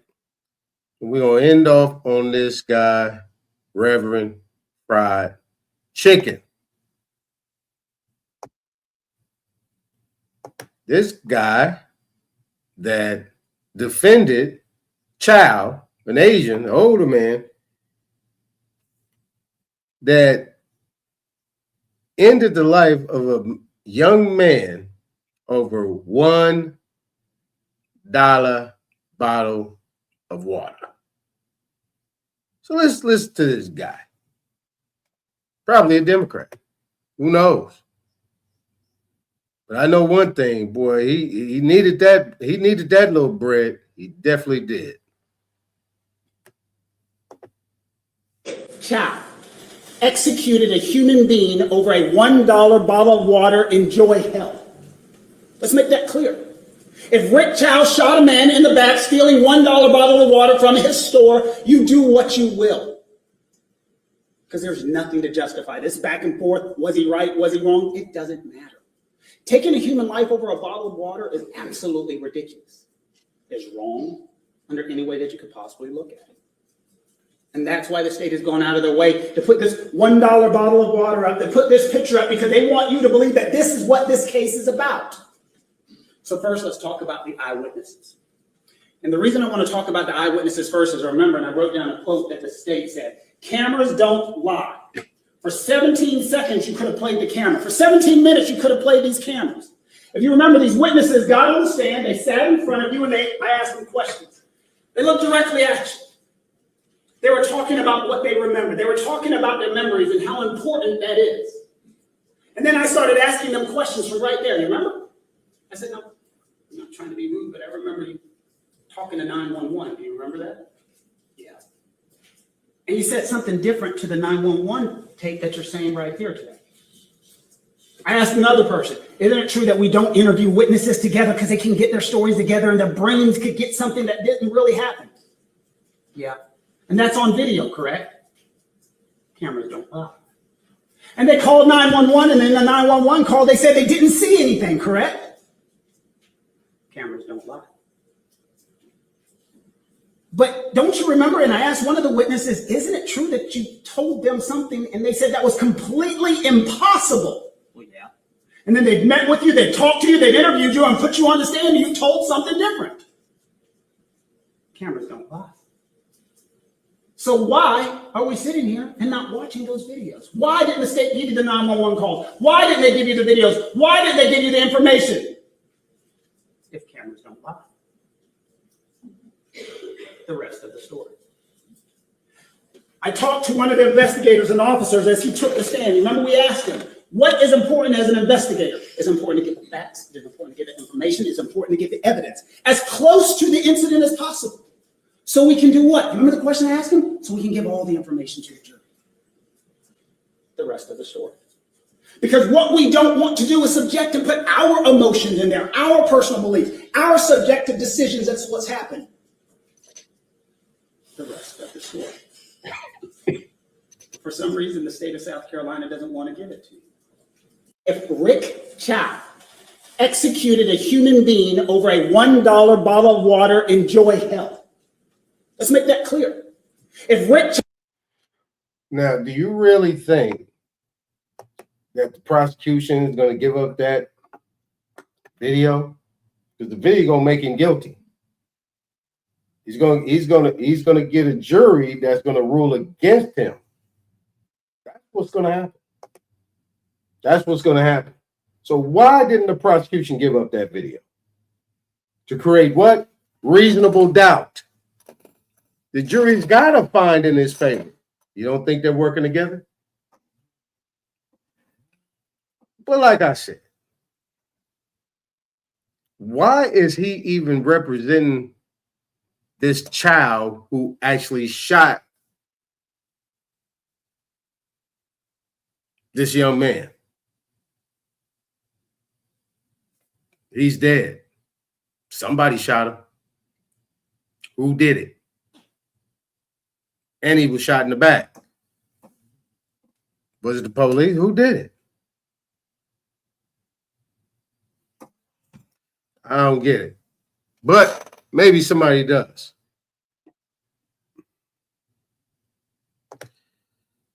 But anyway, that's just where we're at today. This changed my whole trajectory. So if anybody want to come up, bring something to the table, you can. I'm gonna put the link in the chat. You know what I'm saying? Don't come up here with all that rah-rah shit. Not today. I'm gonna put it in the chat. I'm gonna pin it. And then we'll go from there. All right, let's pin it. I'm gonna throw this little music on, catch my breath, and try to calm down. That ain't what we're doing.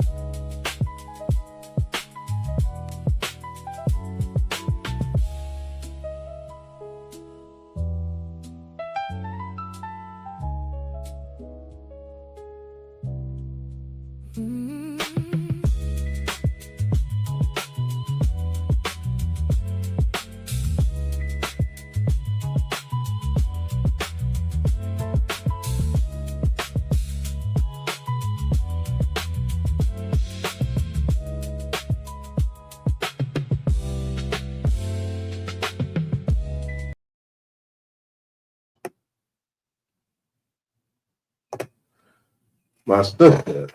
Business. What's going on? You got the floor. I'm gonna answer this phone call.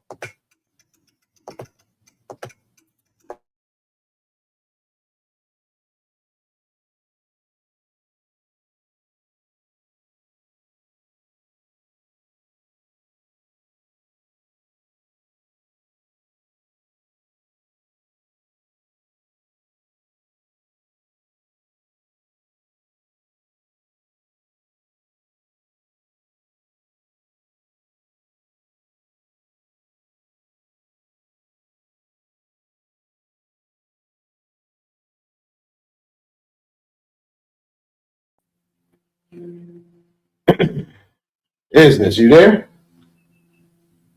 Peace, I'm here. Hey, peace, Aton. How are you? Doing all right. How about yourself? I'm doing well. I'm doing good. I have some concerns about Mr. Chow.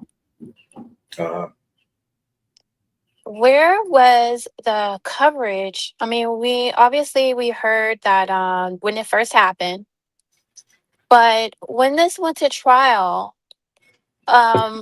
I didn't hear anything from the family. I didn't hear from any associates of the family. None of podcasters, like nobody told us that this man was in trial. Did you know, for instance, that there was a trial?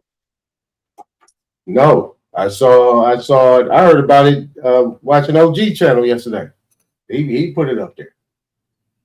And then all of a sudden now it's hitting all the little streams now, all of a sudden. After it's over. Yeah, after it's over. Yeah, I just got that today. Saw that today. I was going through just scrolling. I saw that, and I saw this dude.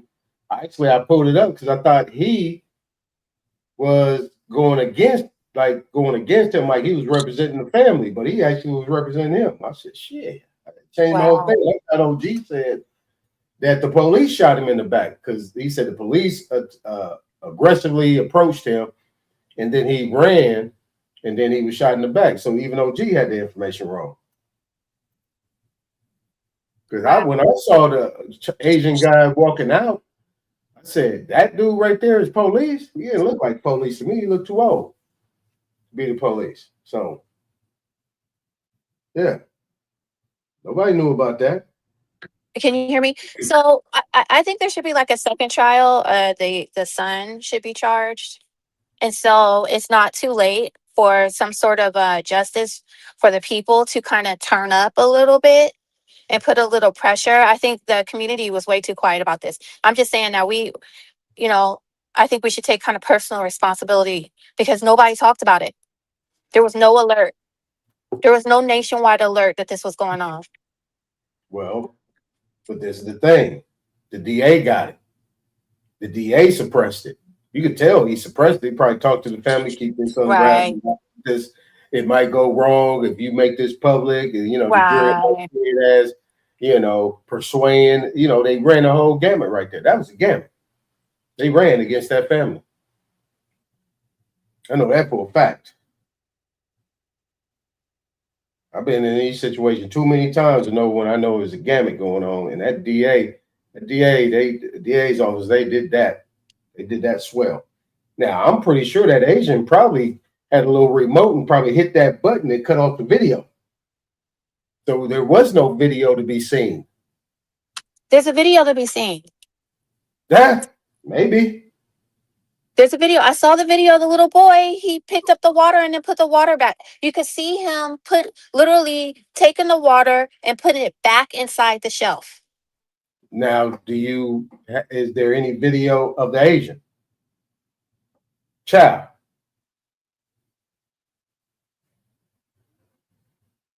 Business.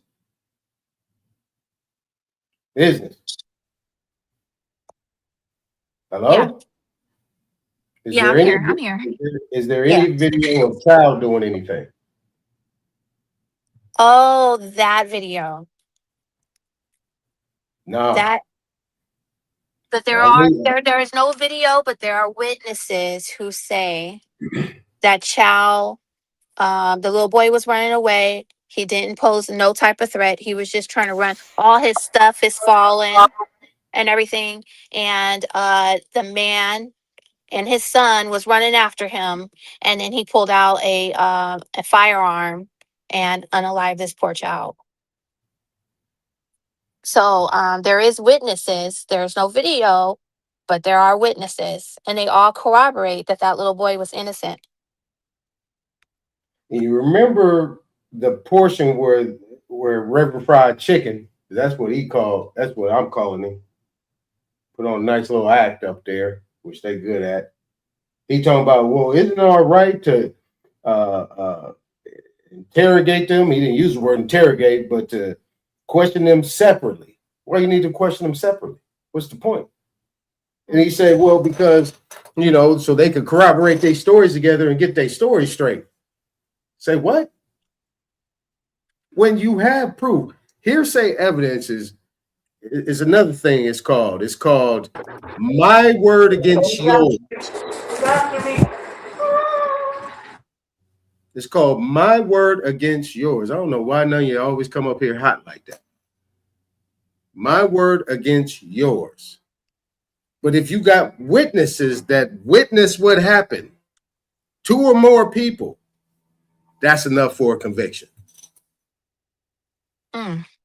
Now, if you got the video showing that he put the water bottle back, right, and them 2 come in aggressively come at him, and then he's thinking he's being threatened or something might happen to him, and he runs, and he's what? How old is he? 16, 17? He's 14. He's 14, and he had a reason to be scared because these 2 people was following him. He didn't do nothing. Thank you. Thank you. This is where I'm going with this. Now, all of a sudden, the DA has no case because you have no video of him shooting him. But he's dead. He's not here anymore. He's gone. How did that happen? What did he do?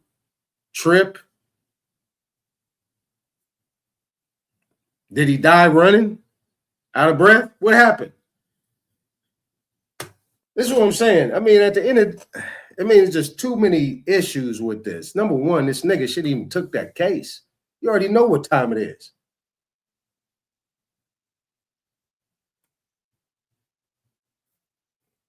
Under the circumstance, I don't even know why. I guess it wasn't no real ones in the store to do the oops and trip both of them Asians up and let them hit their face on the ground. You know what I'm saying? What you doing? Hold up, back up, homeboy. It's a kid. See, but this is what I talk about, though. This is what I'm saying. You sit there, and these people are being trained and educated and taught how to view these people and know how you're going to be able to get over on them and be able to kill them and do whatever you want to them and talk to them however you want to them based on the status that we have them under. This is the thing. There ain't no way you're going to tell me in any common law, constitutional situation that these people that guy is going to be able, and really his son should be locked up too as well. They both should be locked up. That's what it is. They have a pass to kill us at any point in time when it's deemed necessary. And they're going to get off. The United States protects these people. They fund them. That's why I showed what this one guy, the white boy, said about all that. They give these migrants all kind of money. For what? To be here, occupy our positions, get money from us, and then kill us if deemed necessary.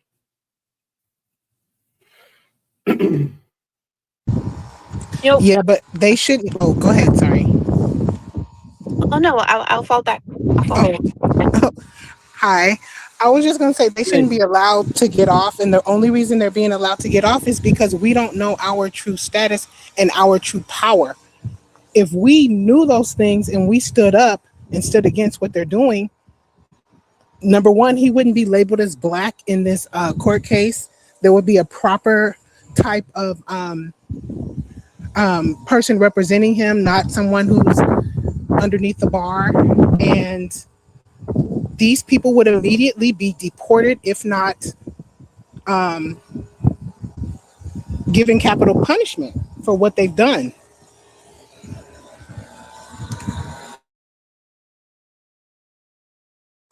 I relinquish. Go ahead, Isis.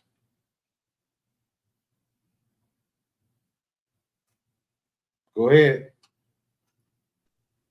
Okay, so one of the things that people don't realize when other people from other countries come here, they all have mandated military service. So these are soldiers for other nations. And so how do we not know that this wasn't some sort of military type? I mean, does he have some type of military immunity or something like that? Like, he represents someone else. This guy wasn't born here. So, and then they just went to China, just a few days ago. Was there some sort of arrangement made? Like, I don't even understand like how these people let this guy off when it was apparent that it was murder.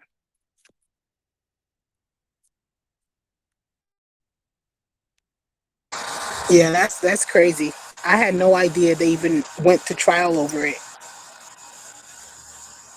Y'all talk for a little bit, man. I'm trying to decompress over here. I'm hot. I don't have to say. I want to. Y'all go ahead. Well, this is I'm where feeling relaxed right now. Go ahead.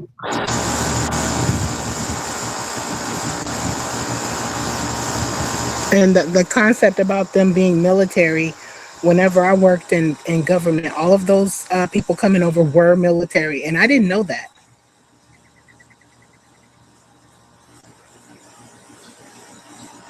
yeah, those people are all they have like sometimes we look at people as like, oh, little poor people that are just hungry. And we don't realize that their nations run differently than ours, but our military is what do you call that? Where you could join if you want to. It's voluntary. Voluntary, yeah.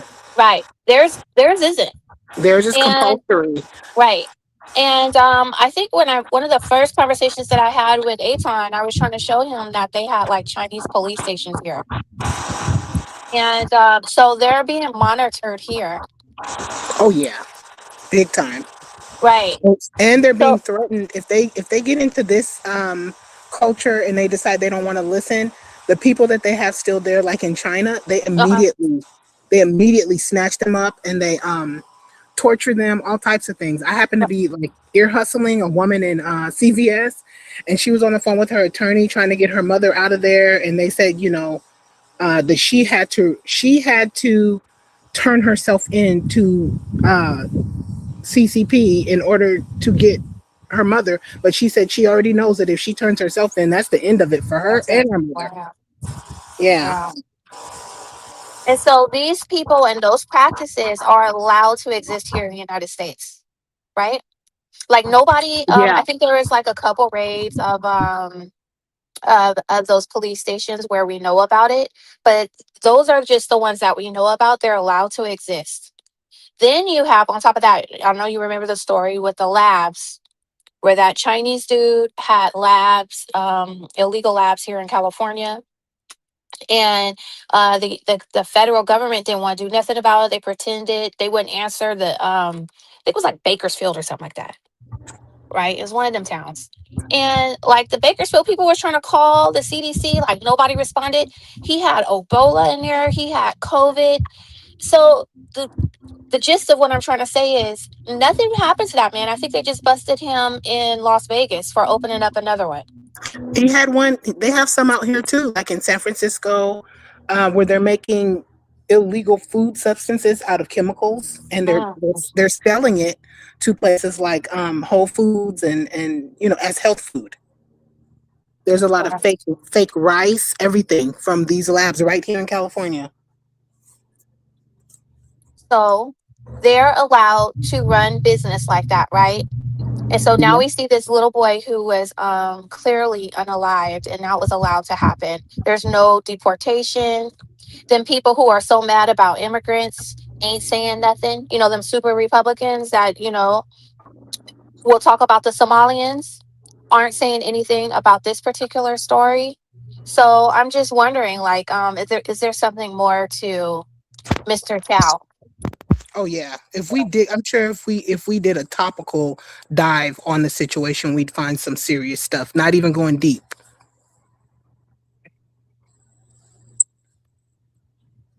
Right, it's crazy. I just think that Yeah. our community kind of dropped the ball on this. Even if the family, the immediate family couldn't say nothing, a cousin, a friend, somebody Right. could have gotten the word out that, oh, this is in trial and this is what happened today. Like the reporters, did anybody report it? Did anybody sit in trial? They made sure nobody reported on that. Right.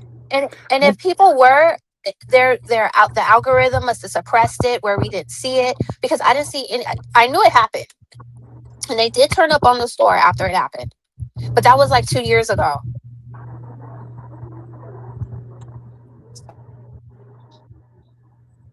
And then I don't know if you've heard that he I don't know if you guys heard he shot other people, right? Have you guys heard that? No, it's the first time I'm hearing about this guy or other stuff. So but Yeah, he's a foreign national. He's a foreign national. So the way they set their things up, man, they don't care if they consider to be an enemy or a threat, and they protect it. That Asian hate crime shit, these people can use the fact that he felt threatened. Right. That gave him a right to pop. And Biden, the administration, Kamala, they did that. And look, you had black people, you had black Democrats in the black caucus that was fighting for that shit too. Right, absolutely. Because but then but if you're going to claim self-defense, it has to be proportionate. And a little boy running away doesn't equate to the amount of self-defense that you shoot him. Right? If you felt threatened because he's black and you ain't, right? That doesn't mean that you could just kill him and just claim self-defense. I mean, obviously it does mean you could do it because he did it, but it should be acceptable for anybody. You gotta. Let me ask you guys. Let me ask you sisters a question. My bad. Let me ask you sisters a question.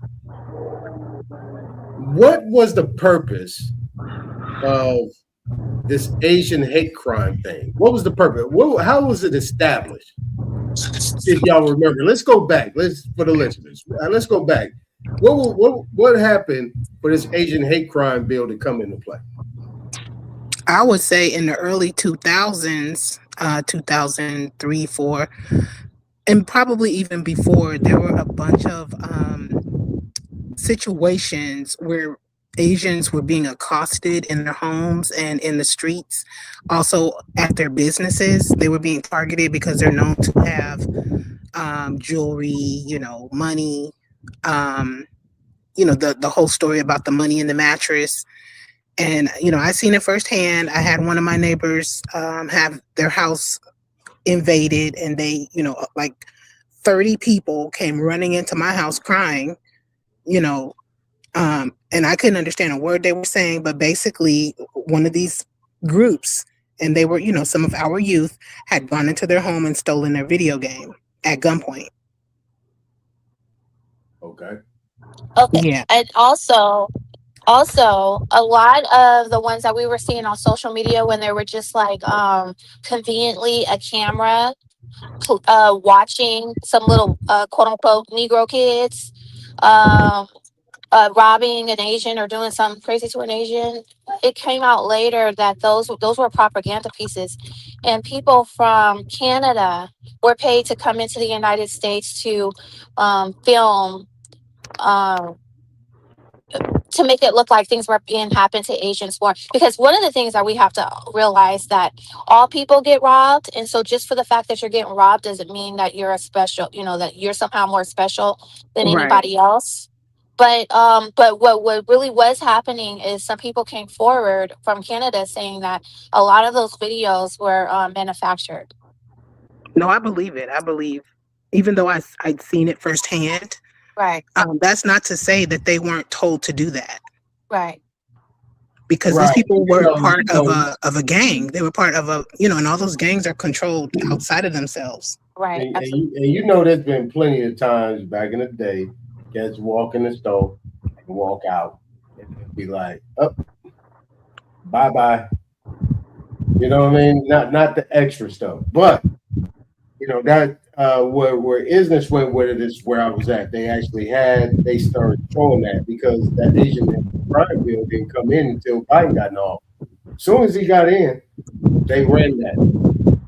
Eventually, to add on, what you guys are saying is that they know that Asians pretty much have their stories in our communities. So now we got to protect you guys in these communities because we know you don't live here for the most part. So let's go ahead and do that. Now, my second question is this. So in this Asian hate crime bill, the United States government or Congress is saying that we're putting this in here to federally protect you. So that means that here are the reasons why you are to defend yourself, and you can utilize it to the full tilt and be protected. Mm-hmm.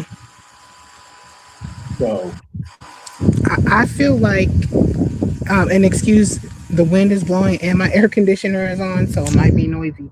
But I feel like with every legal piece of legislation that's come out, it's all done in installments. So there's something going on. Like everything since they've gotten here, 1865, Emancipation Proclamation, and so on and so on. It's been some type of installment to get them ready with their different buffer class people to do something, whatever that might be. Is it, putting them in office somewhere? Is it,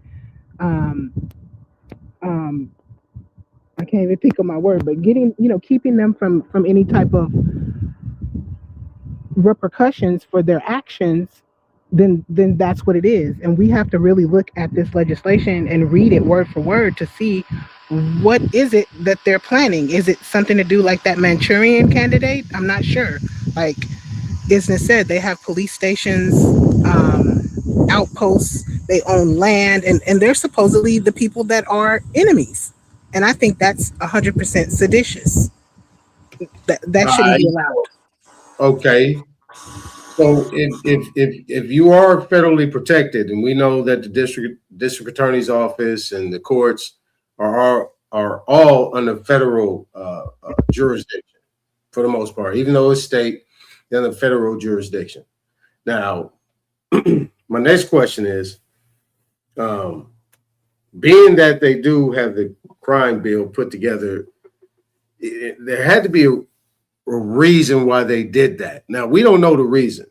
Why at the same time there was no crime bill or hate crime bill that was pushed for our people, for us, by the same people that fought, right? Like Democrats. All the Democrats was on board with that. All of them was on board. All these black Democrats was on board with that. That thing was kind of bipartisan on both ends. They all went with that.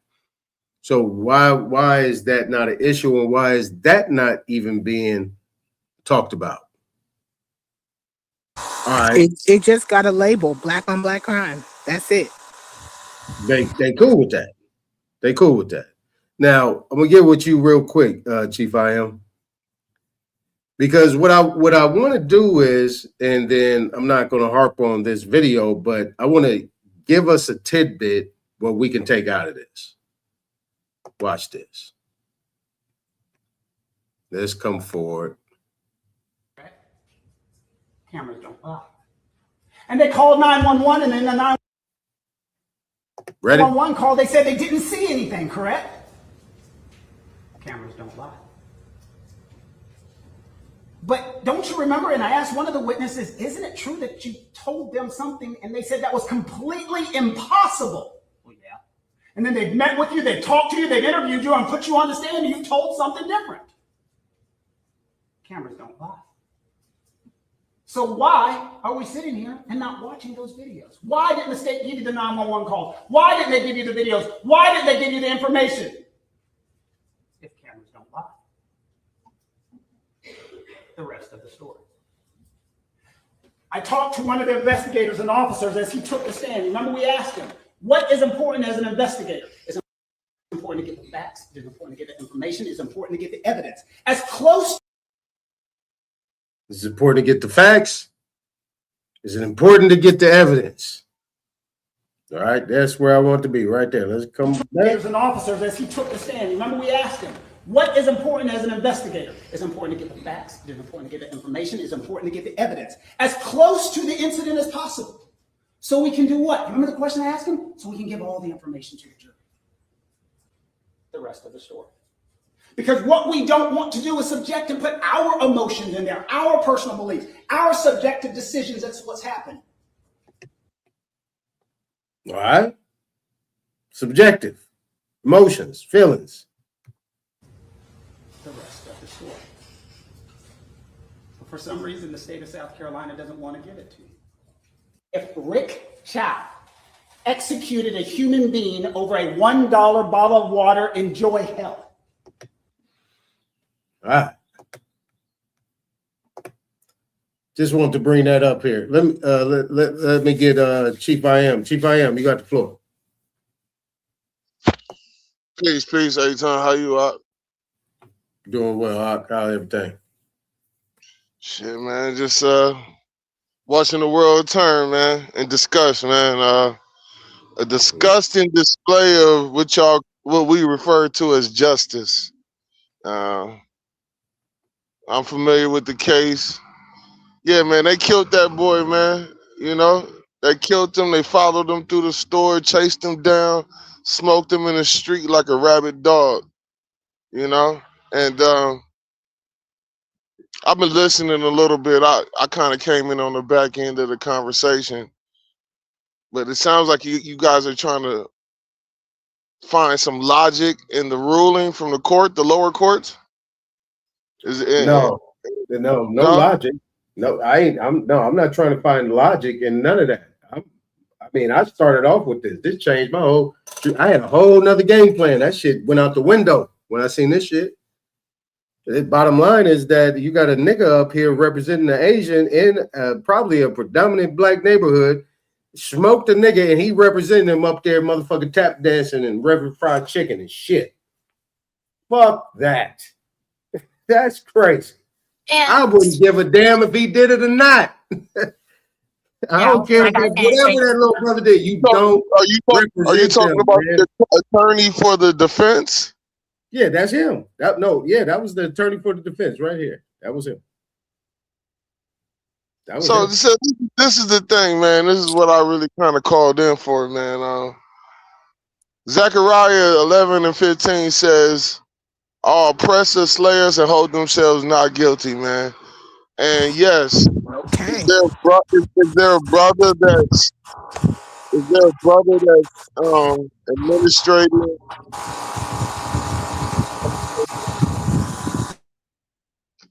Yeah. Somebody got to mute up. Thank you.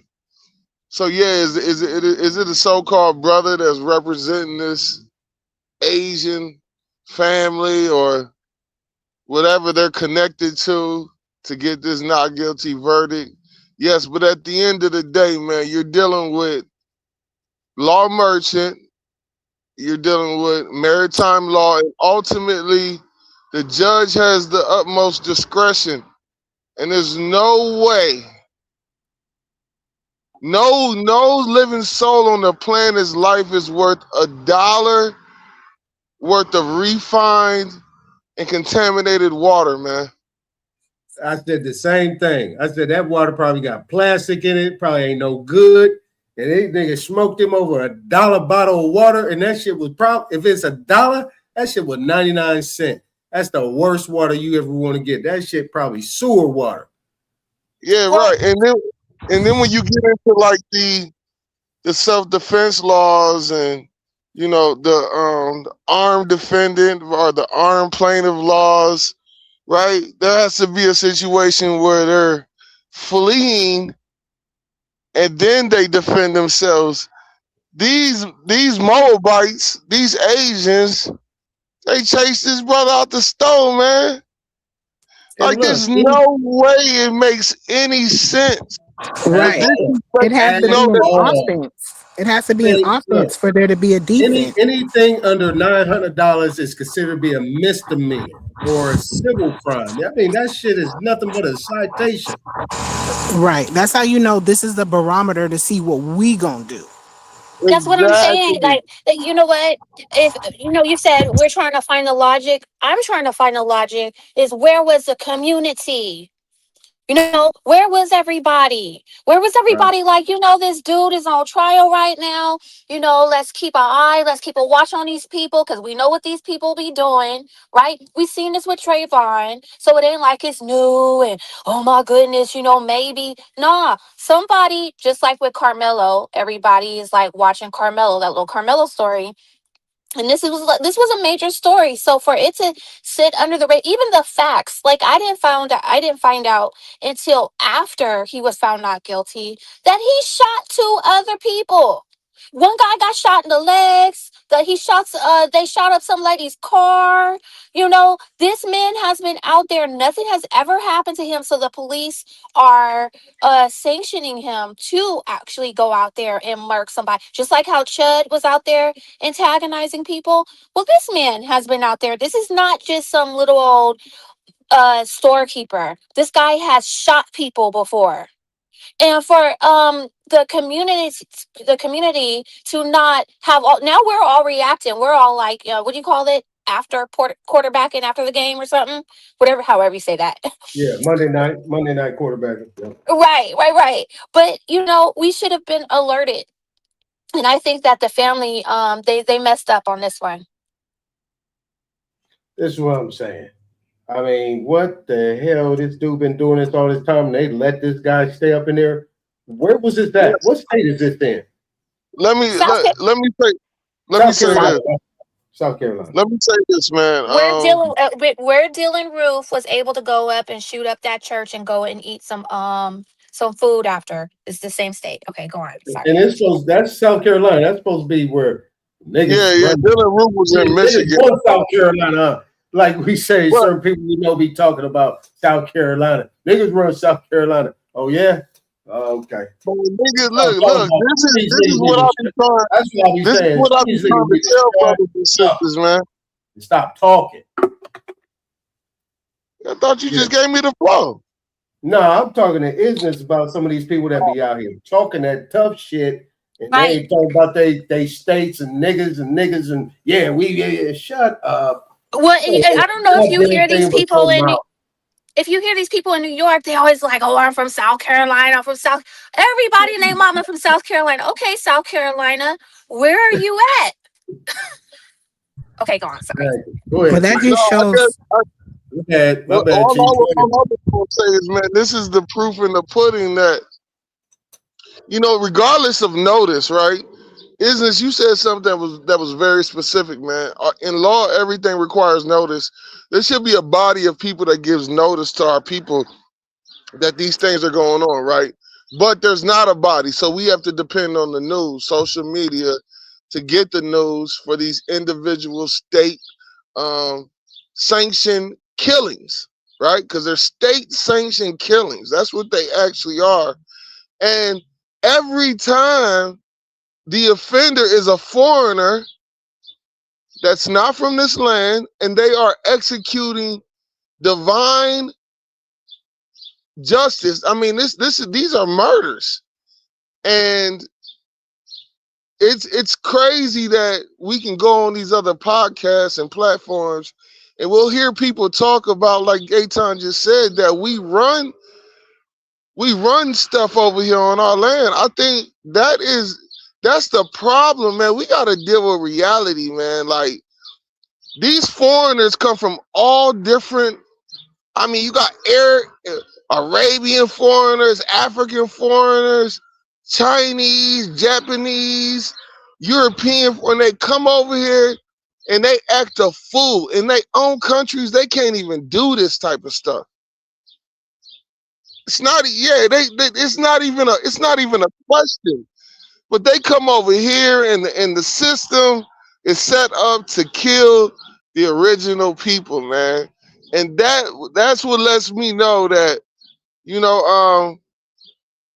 Yeah, man, these curses are they're popping and flying like popcorn, man. You know, they kill themselves and hold themselves not guilty, and then they put a nigga as the face of the defense. Ain't that Like, a how bitch? diabolical is that? Ain't that a bitch? A bitch. I don't give a damn. You can cuss, you can say whatever. Today, man, we ain't, man, say what the hell you guys say how you want to say it. I'm pissed. And they put a nigga out there, and this is the crazy thing about it. That I thought he was going against the guy. They said he representing this guy. I said, oh my God. That nigga put on a show, didn't he? God damn. Right, because within the state of South Carolina, what is considered a jury of your peers? Is it gonna be niggas on that? Is it gonna be so-called brothers or sisters on that jury? You know what I mean? That's what you should pull up. What was the racial demographic of the jury that ruled in favor of this man being not guilty? No, Like, that's what I'm gonna find. I'm gonna see if I can find the court. I think they got court TV type shit.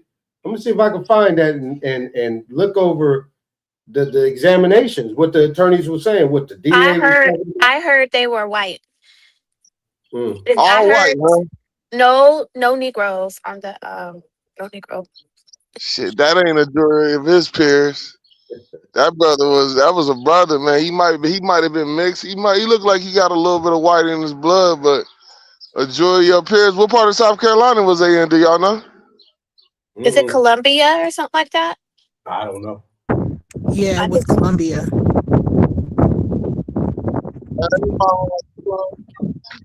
You.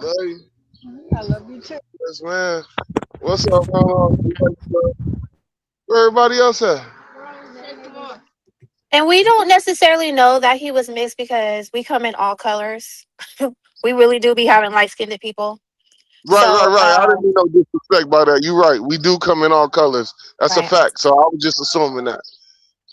But and either way it goes, it's a tragedy.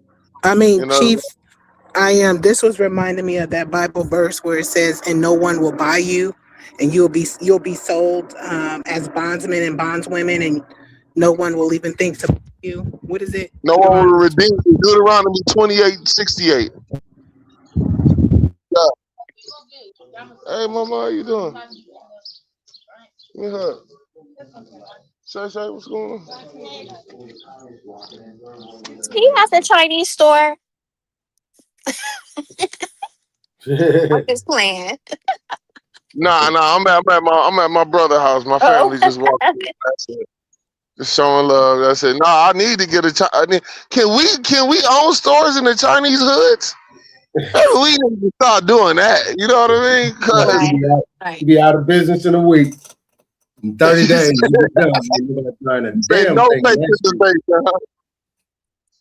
But you said they're not buying nothing.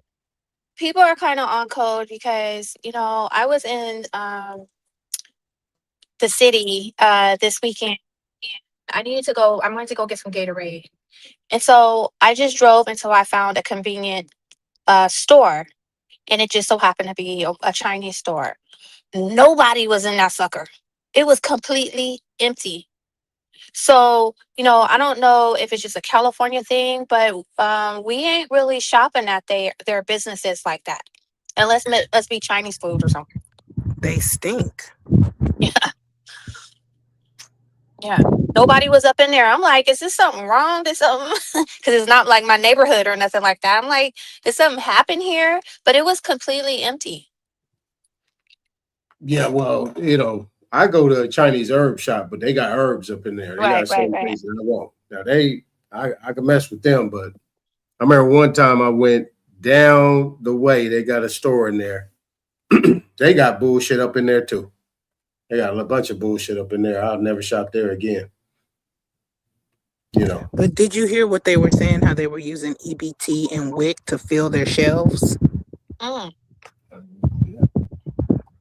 Woo. Okay. Okay. I mean, I know it's true because I've seen them say, they'll take it, and I've seen them literally purchase people's stipends. Right. Absolutely, that happens. We know it. We know it. But I find it interesting that they can Yeah, do all ain't this. that a federal crime though? Ain't that a federal crime? It is when they get caught, but they rarely get caught because the people that are supposed to be policing it, they, because I've dealt with it, I've worked in that area. They will say that they don't have enough officers to do anything about it. Or they're so busy, let's say if it's a black shopkeeper, they're so busy trying to figure out what you're doing wrong. These other people, I've literally been in the store and all security is just following me. And literally some white person ran out of the store with all kind of stuff. Same. And I don't even look like somebody that steals. Me I'm neither. like, do you know how old I am? And they're treating me like I'm a teenager. Right. And they're following me. Meanwhile, all the other people are free to do whatever. And then actually when I saw the one apparent where the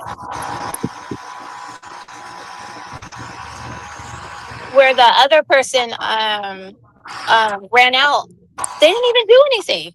Oh But no, they they were just let steady them go. following me to the store. So I think that's why they don't get caught, because nobody's interested in them. Yeah, they just let them go. But then if Right. it's anybody of our ethnicity, we get shackled, thrown to the ground. Right. The Right. police are waiting as soon as you come out. I've Let been play this. For you. Let me play this for y'all. I want to I want this one. I don't know when you guys came in. I want to play it because I played these early. I play all these streams early. Okay. Did you see that one I sent you about how if they know there's a law that's being broken, these officials are should be held with the, with the same type of punishment because they didn't do anything? Yeah, I looked through it. I looked through a lot of them. Because that was the most recent one I sent. But basically, if this guy gets off for what he did, they're all in trouble because there should be no question. Everything's on camera. Exactly. Like there's no reason for them to have followed that child out of a store. And I'll tell you, in all my years, I won't tell you how many I have, but in all my years, I've never not been able to tell someone was a child or not. Right. Yeah, let me play this, and then I'm gonna play this other one. We're gonna talk about recycling black dollars. Let me show this. Let me play this right here for Chief I Am because he came late. Before you had a trial, without a grand jury indictment, they break the law completely. They put you in orange clothes and shackles, and nearly 3 days later, after they've held you in jail for close to the maximum 72 hours, they bring you before a judge, and he asks you, how do you plead? And your bar attorney will nudge you in the ribs saying, enter plea, enter plea, enter plea. You absolutely do not enter a plea. And our cover cards teach you what to do and what not to do.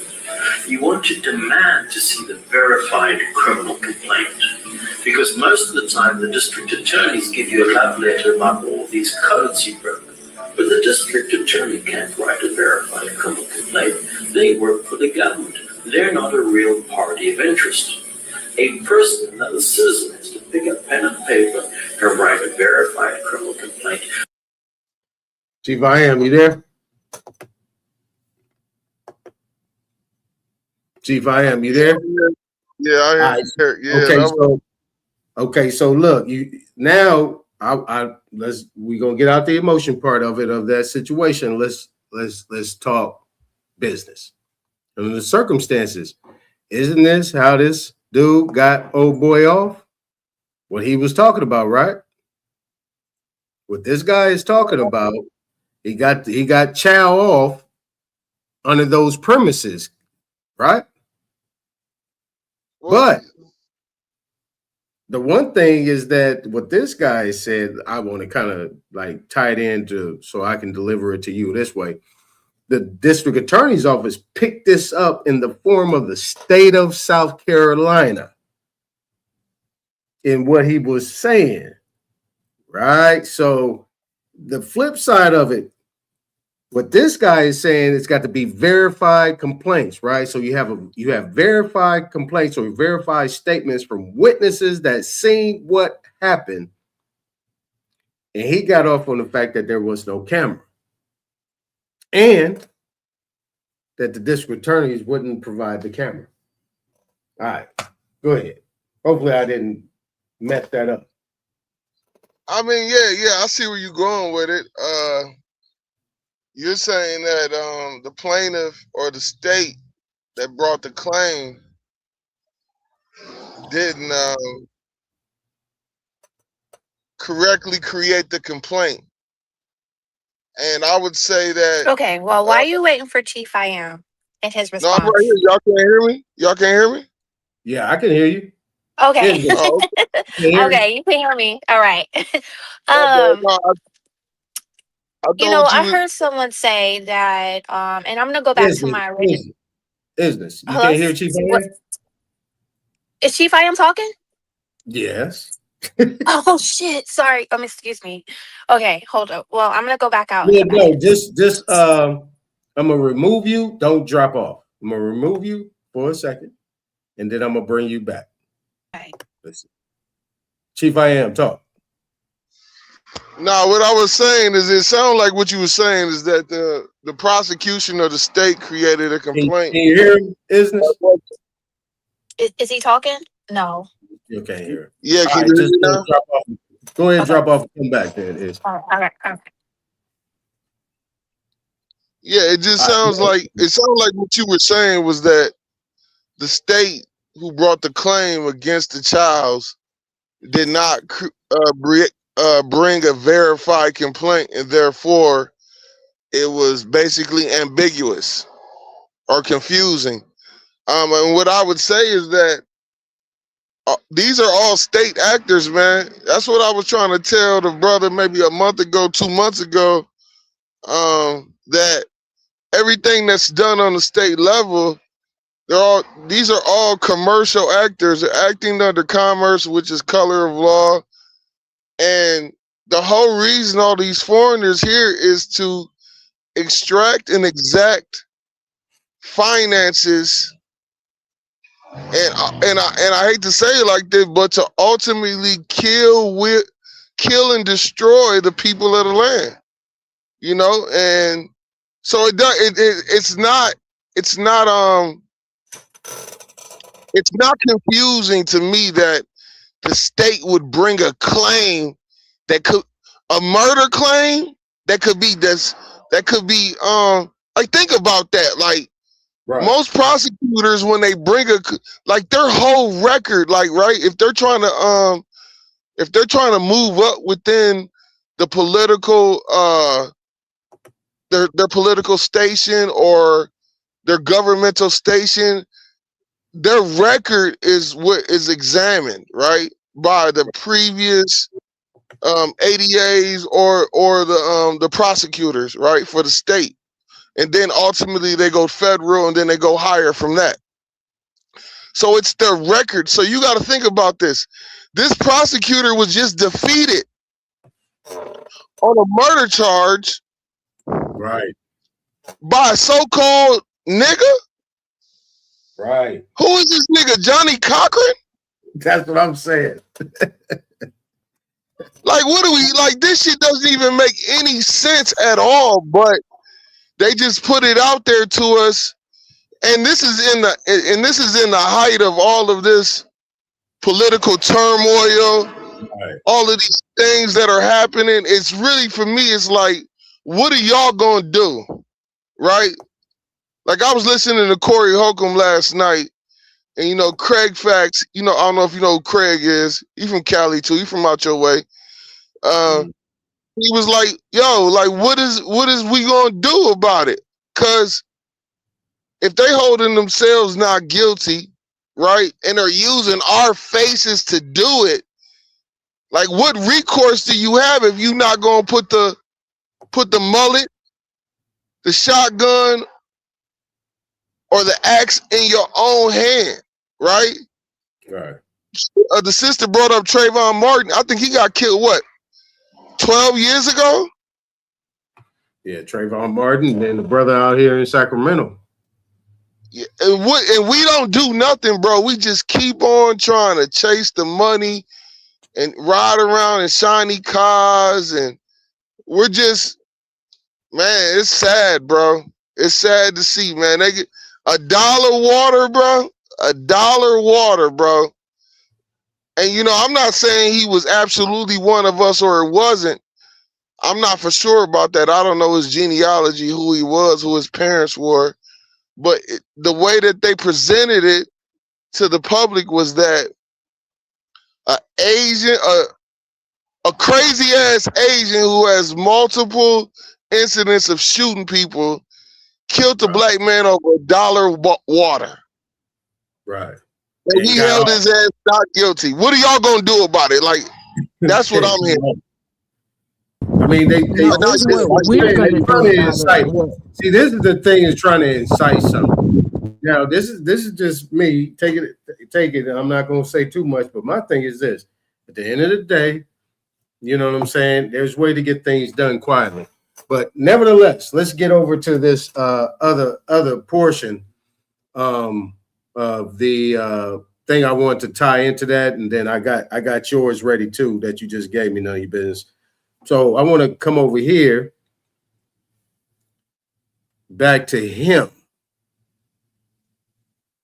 But do I want to do that? Do I want to do that? No, I don't need to go back to him. Let me just go over here to None of Your Businesses thing. Let me just bring that one up. Let's go. As if necessary and proper, our militias can come together and decide to tell these people that are giving aid and comfort to the enemies of our country by breaking down our laws that you have broken the law of Title 18, United States Code, Section 2381, which says that in the presence of two witnesses to the same overt act or in an open court of law, if you fail to timely move to protect and defend the Constitution of the United States and honor your oath of office, you are subject to the charge of capital felony treason. And Gotcha. Point made. All right, None of Your Business. I know what you're talking about. This is what I'm saying. How did okay, so let me build with Chief I Am on this one real quick, because he has experience. All right, under the circumstances, we know you know the law of subrogation. Chief I Am. Are you familiar with the law of subrogation?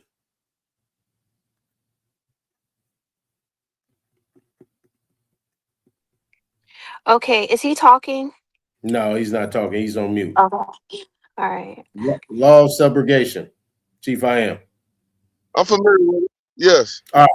So when the state, it's on the equitable side of the game. Right. So when you have something that's done like that, taken of life, that's common law, right? That's common law. That's what you consider to be common law. So under common law, when the state of South Carolina comes in as the state of South Carolina incorporated in so on and so forth in this year, that falls out of common law. So when the state of California is the real party in interest, they just subrogated that whole matter. Now it's them. So that means there's money involved. So that means that state, I know I was going to ask you a question, but let's do it like this. Let's do it back and forth. Here's my take on it. The state of South Carolina then subrogated that case as a real party in interest, because as I showed in regards to what the definition of an attorney is somebody that is an officer that works for the government. So they brought the claim on behalf of the government, not on behalf of that family, not on the behalf of that young man, and most importantly, that the mother and the father, because they are the executor and the executrix over that estate at that time, because he is not of the lawful age of majority. So, of course, they don't care the outcome of it because they've already gotten paid. I'm gonna stop right there. Go ahead. No, so okay, so if you're gonna utilize subrogation to explain what just happened, I could see where you're going with it. So each individual citizen has a monetary value attached to the state, right? Each citizen is insured through that Social Security compact contract, right? So, yes, did the state step in, and do they care whether the defendant is found guilty or not? No, they don't. But the reason why they stepped in is because the people are incompetent. If you can't bring a claim before the right venue and the right jurisdiction, then that deems you incompetent. That you're civil little mortus maximus. Black's Law Dictionary, 4th edition, I believe, page 896. You're the maximum level of civilly dead. If you don't know how to sue somebody for killing your family, right? Then that would suggest that you're mentally dead. So yes, the state did take over the case, but what would have been proper is that if they would have brought the civil claim first, right? And the way they do it in this realm is they bring the criminal action, and if the criminal action is dismissed, then the secondary option is civil, and that's completely backwards. You're supposed to bring the civil claim, and through the discovery of the civil claim, you'll find out the facts of the case, and now the prosecutor can pick up the case and say, well, these facts have already been established on the civil side of the docket, or the ledger, so to speak. But our people don't even know the law. Like you say this every day. They took civics out. They took common understanding out. So we don't even know that when someone harms you, whether it's physically or commercially, your first thing you're supposed to do is file a civil claim. And then a prosecutor, any prosecutor for any state, will see that civil claim, those facts that are outlined within that civil claim, right? Because they're gonna try. If you bring a civil claim for a murder, right? That's Title 18, Section 241, 242, deprivation of the color of law, which led to the death of someone, which is a life sentence or death, right? Those facts have to be outlined within that civil claim. If it makes it to a jury trial, then any prosecutor can pick that up. But so what they're doing is they're just playing it backwards, man. That's why I got a huge map in my house of the world upside down, because the world is upside down. They bring the criminal before the civil. It's supposed to be the entire different way. I can So give you yeah, I can give you an example of that. If you look at the Diddy trial, they were bringing all those civil cases, and then the state picked it up. The feds fact. picked it up, and then he was charged. And then they banged his ass. Right now he's Right, doing right, 5 years. right. Exactly. So yeah, but think about this case that we're talking about. They didn't even go that route. Now, and I read an article. I don't know if it was a real article. I think it might have been like some USA Today type, news. But they said that the attorney for the prosecution is now talking about suing civilly. That makes no sense. So they Right, do they this intentionally. can't. Right, yeah, it makes no sense. They do this intentionally. You're not going to get any recourse that way.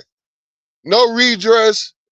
You're not getting any redress. If you got to go civil, then criminal. If you go criminal, then civil, it makes no sense. Because what you ultimately want to do is you want to hold them responsible financially, and then have the state come in with the punitive consequences. But yeah, it's Zechariah 11 and 15, man. Though our oppressors slay us and hold themselves not guilty. And what's even more messed up about this is that they use the brother to do it. That's all confusing. It's like, Yeah, whoa. that's on the wound right there. That's all on the wound, boy. I tell you, that's crazy. That got me. Let me finish off the last of this part. This is good. This is good stuff right here. Now your business. All right, let's finish this last part off. Upon conviction, you will be I'm just thrown off. I'm just totally thrown off. taken by the posse to the nearest and busiest intersection and at high noon hung by the neck until dead. The body to remain in state until dusk as an example to anyone who take their oath of office lightly. You see, without that oath of office, this Constitution is worthless. That's why we have you take that oath of office, so that we know you will honor this oath of office and that you will keep our Constitution. We don't want anybody taking our Constitution away, and we're here to tell you right now, don't do it. We'll take a dim view of it. We probably will charge you. And we're not fooling around.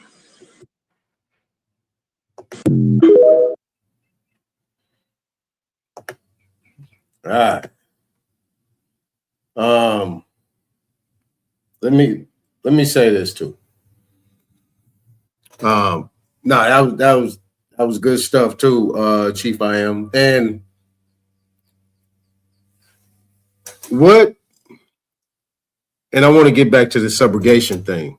I'm not gonna go to a Black's Law 4. I'm completely thrown off. I'm just gonna talk about it. Business keep having a problem with her thing. But I'm not even going. We can dive into this tomorrow. Just get into details of it. But I would say that under the circumstances, once this guy showed, and I hate to say it, this guy showed how to beat the state. He pretty much showed that. But he showed their flaws, what they did, and they did it intentionally and not really bringing these witnesses forward. And he was able to manipulate the situation as well, because they do that on the flip side of it, where you want to separate everybody. So you got on the other side of it, let's say me, you, Isness, then did a little thing together. And next thing you know, they got us. So they got you over here, me over here, and you and Iz over there. And they say, yeah, he done told. Oh yeah, she done told. He's telling us all these different stories or whatever, and to entrap us into something. It's entrapment. But they didn't separated everybody, and then now the information is being told, or that the witnesses is talking. Maybe it might be different here, might be different there. You don't know the situation of the interview or how it went. Could have been interrogation. You could throw that out the water. He can get that thrown out. Like, hey, these things aren't matching in any type of thing. He played it good, but he played it for somebody that ain't him. Ethics is one thing, right? Ethics is one thing, and really ethics is everything in regards to how you take a case. If you know somebody did something and you're taking it on the fact that you could possibly beat it, and you're not actually doing the same thing for your people in your community, don't make no sense to me. But he did show, if there's a light at the end of the tunnel, he did show how to beat them. And he beat them too. But they set themselves up to get beat. But these people are robots. They do the same thing everywhere. And it's like they throw you a lob and see if you can figure it out. You know what I'm saying? Can I say something? Can I say Yeah, something? yeah, please stop me from talking. Thank you. I'm tired of talking, actually. I'm thrown off. So yeah. I'm babbling right now. Okay. I'm babbling. Huh? Okay. I said I'm Well, babbling one right of the now. things is that because you're giving him a little bit too much credit because he was assisted by the judge. I think the video where the boy is clearly putting the water back and they bird dogging them. I mean, they're standing right there. So clearly you saw that he was putting the water back. You could look at the rack and see that the water was returned. The water wasn't picked up. And so I don't think that video was allowed. So if anything, with what Nunya kind of going off of what she had brought up, is that there's a such thing as a civil RICO. And what it looks like is that the merchant and law enforcement and the city and state all work together to help this guy get off. Because this guy has been shooting people, so he should have been in jail. So obviously, right there is a linkage of some type of connection between, you know, we don't know if he had a surveillance, you know, what other operations he was doing, right? Because he was allowed to just shoot at people. Right. We couldn't do that. You know, if somebody was on my property trying to rob me, do you know I couldn't just shoot at them? Do you know that? Yeah. Even in the act of robbery, you can't, they have to be literally inside the premises for you to legally be able to just shoot at them. So obviously all these people work together to give this guy an innocent, an innocent whatever outcome. So it looks like this was a RICO. Okay. Now, what I do is something. It's a Latin term. It's called sua sponte. Judges have power, and there's another thing is something called jury trial and trial by jury. A lot of people say, well, those mean the same thing. No, it don't. Jury trial means that the judge has control over the jury. Trial by jury means that the jury has full control. Now, I can give you an example of that. I remember one of these dudes I was helping. He pretty much, I had him prepared. He was in trial. He had a jury trial. And every time he asked that law enforcement about Penal Code 118.1, about the simple fact that my name is this, and that report says that. Every time he tried to bring that up, the judge interrupted him. Hold on. Chambers kept sending it to the back and kept the microphone on so the jury could hear him talk. So he was stopping them from talking. You know what I'm saying? Nevertheless, you're right. You are absolutely right. That judge, my point is that judge on his own motion can just say, hey, you know what? If that jury says anything, hey, you know what? I already know what it is, know what it is not. I'm going to make sure that this comes in, this doesn't come in, that is thrown out, so on and so forth. That was the same issue they was having while that judge got recused. And what's the brother name? The rapper in Atlanta. I know what you're talking about. You talking about Young Thug. Yeah, Young Thug. He did. That's what came to mind when you were talking about that. Is that that's judge. Right? It's another thing. It's called ex parte communication. You're having communication ex parte. That means without. That's that in-rim talk I was talking about yesterday. You're having this thing without the body. So you already got your mind made up of what you're trying to do. So this is what these judges are doing. This is the whole thing that I'm trying to get a clear. I'm dealing with mortgages right now because everybody talks about these type of situations right here, but they do it even in the civil level of what Chief I Am is talking about. They already got their mind made up and they already got an idea going on based on what they're utilizing. And people need to understand about the law of subrogation and the difference between California Republic and the state of California. These are two different entities. It's called de jure de facto. So yeah, you on point though. You on point. You got anything you want to say? Because I got this last thing because you talked about spending money. You and none of your business talking about communities and spending money within your own place. So I want to show this real quick.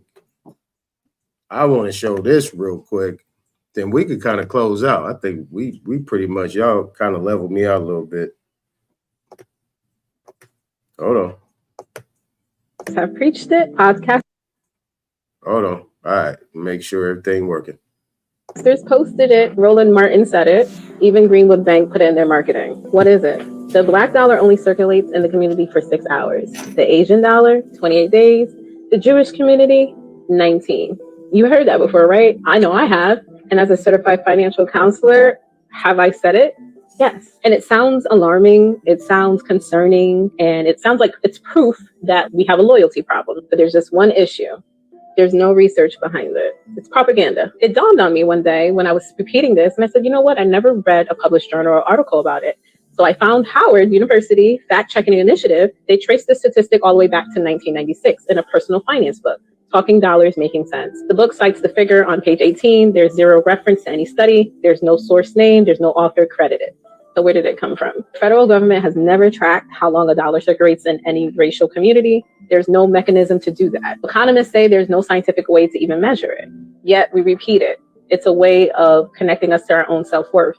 So we've been shaming ourselves for decades for a number somebody made up. Shame on me, shame on you. Shame on us. When we believe the problem is us, we then stop looking for the systems that have been put in place to be dismantled. We think it's our loyalty, our discipline, our choices. We stop asking about the systems that are there to block us and then start blaming each other, which we see every day on social media. We don't think about the redlining, the disinvestment, the policy, the decisions that are stripping Black communities of Black banks, grocery stores, businesses, and kicking Black women out of the workforce. You didn't leave the community was left without options. So when you think about where you're spending your money, a lot of us do our best to spend it with someone who looks like us. Yet we also understand that more businesses need to be created in diverse industries for us to do so. Follow me so we can follow the money together. You've heard it. Now, under the circumstances, you guys, people need to, especially our sisters, they need to stop providing wealthy information while showing their cleavage. That's right. Every man's gonna sit there and look at them big old titties with that cleavage right down the line and focus on that. Now, I went to her page. When you go to her page, she's like got her little things and she's talking and dancing and she's doing hip hop and she's showing her body and all that. Knock it the fuck off, like for real. Like that's some bullshit. You know what I'm saying? We're Like, much cover more that than, shit up. I mean, but we're much more than just the thought culture, right? And we don't have to placate to the thought culture to get the information out. You know, other groups of women are allowed to show their minds and their intelligence, and so we should be able to do the same thing as well without, you know, letting everything hang. So I totally agree. Yeah, then basically you see where she's standing at because she brought up women, Black women, and all this stuff. Like, wait a minute. All right, I see where you at. Then you mentioned Roland Martin. Okay, another blanco. You know what I'm saying? It's like a lot of people, you know, we hear it on some of these spaces where we be at. And that's why a lot of them cats really can't deal with me and Chief I Am. Because we ain't got no problem checking a woman. You know, if you're going to get outside your body and come up and disrespect a man, you're going to get checked. Ain't nothing wrong with that. I got 2 daughters. You know what I'm saying? They ain't functioning that way. But this whole gamut is everybody is to be critiqued. You can't be outside of a check. If you're outside of a check, you ain't to be trusted. Under the circumstances. You know what I mean? That information is kind of half-assed. She's saying that she's talking redlining and all this stuff, right? And I'm be done 10 more seconds. But you got to understand that my point is we have a Democratic Party, Black Caucus, that so-called have had power or had their democracy in place since 1965. They have funds, they have money, they have issues that, not issues, I'm sorry, but they have funding that comes straight to them for their constituents. The same thing what Trump did with the HBCUs when he said, why y'all keep coming to me ask for money? Well, this is how we already do it. Here, man, take this money, man. But you have these people that got their hands in their pocket. They brokering these deals, man. I'm just saying. But it's hard to have a conversation with a sister these days. And I don't want to get too far into that conversation because they're always thinking on their emotions and they're always thinking about what's being done to them versus what's being done to the collective whole. And there's still sisters out there with these brothers in these representative positions that haven't done anything but talk about voting rights over these last, I don't know how many months. Y'all got it. You know, I know. Oh, I do want to give my or actually set the record straight publicly that I am not a chaos agent. I might bring chaos if I tell the truth, but I am not trying to intentionally harm or throw anybody's work off. With that being said, But you're not in the representative position. I'm talking about okay, representative. all I'm right, talking about people that all take right, time to get on this thing, to get a lot of followers, to market and advertise about our plight and ain't doing nothing. But right, then they talk about us, we supposed to be doing something. No, we are doing something. We doing what we do. But you got people out here that are marketing and advertising something to us, and those are the two terms I use. Two words: market and advertise. You're coming to us telling that you can do something and you want us to vote for you right, to do something that you say you're going to do. And then you get in there and then you don't do it. But what you do is you put money in some people's pocket so you can have them keep pushing your agenda so that way you can keep staying in office. right. But you haven't done anything. And at Well, the end of the day, this young man getting blown away and being beat by the where were they? system, Where? defended by a brother that looked like you that represented this damn foreigner. I mean, No, come I'm on. just saying, like, where were, because, one of the discussions that you had or you've had is about these seats that everybody's crying about. Okay, so one of these seats is out there in South Carolina. And so where were they? Where was these, they say, oh, you need us because, we need to represent you. This would have been a perfect opportunity for them to show how they represent the community and how they are a help to the community. I've heard the Democrats say nothing, zero about this case. Nobody was alerted before, and it looks like after, it's kind of just like people on social media kind of discussing this. But the Democratic establishment, these people who are crying about their seats, where are they? Remember, we need them. This would have put them in a good position to Right. have some fortitude to get back up in there. Right. But Like, they this is why saying it. you need us, because look what had happened. This would have had no justice, but we were here to this, that, and the other. I mean, nobody, even Benjamin Crump, who's part of Ain't their saying shit. system, Ain't nobody saying said shit. nothing. But one thing that I do want to Watch, say, he gonna pop up though. Watch, he gonna pop what? up. Oh, he gonna Al do that Sharpton civil gonna pop suit, up. They gonna pop up in a minute. Watch, on the civil shit, they gonna pop right? up. Watch. Okay, but one thing that I do want to say is when this lady was talking about how misinformation is being disseminated against our communities, she does have a point because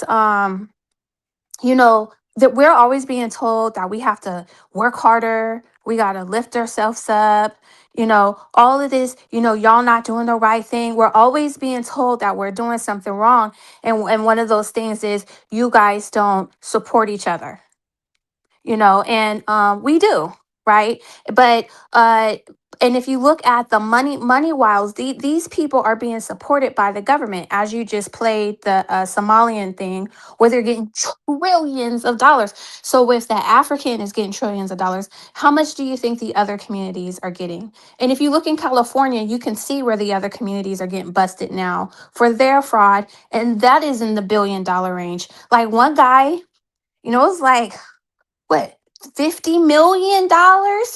One man. Right. Right. Yeah. Can you hear me?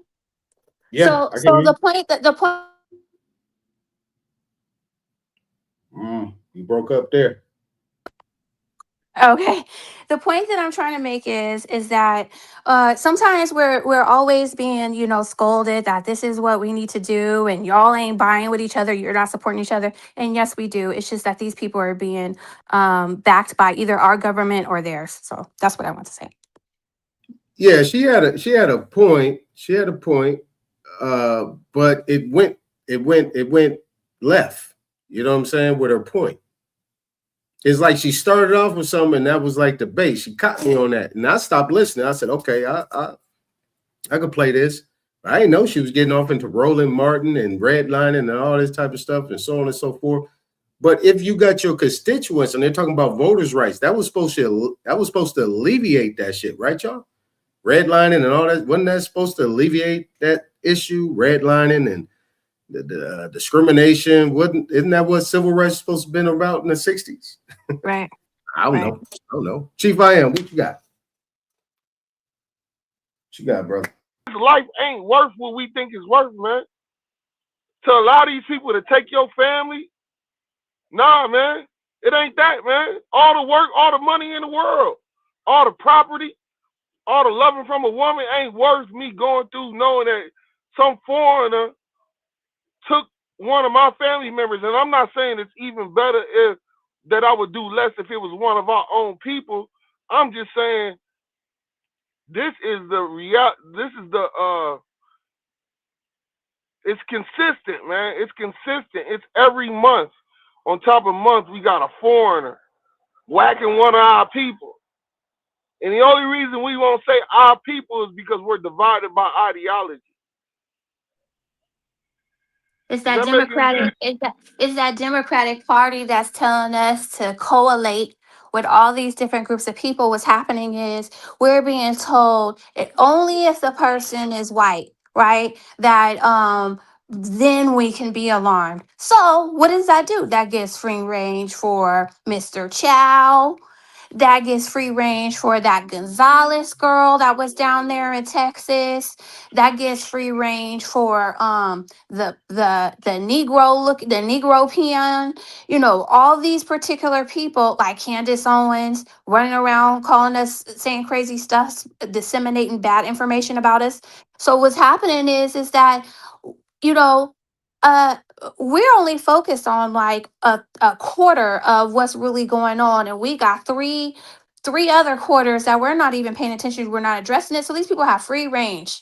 And I bet you if you try to talk about how the Asian community has consistent, just like in San Francisco, they just came out and said that they're not in agreement with reparations, with all of the immigrant resources that has been given to them, and that California has specific laws for them. They came out and said that they're against Black folks getting some type of reparations. Who's going to acknowledge that? Who's going to talk about it? Or are we protecting them because they're people of color? Right, and that takes me back to Psalms 83 and 1, man. The nations of the world have made an agreement against us to make us no longer a nation. You know what I mean? They've come together on one consent. That's the scripture. You know what I mean? Like, yeah, because it's like you said, we dealing with 1/3. We talking about these crackers.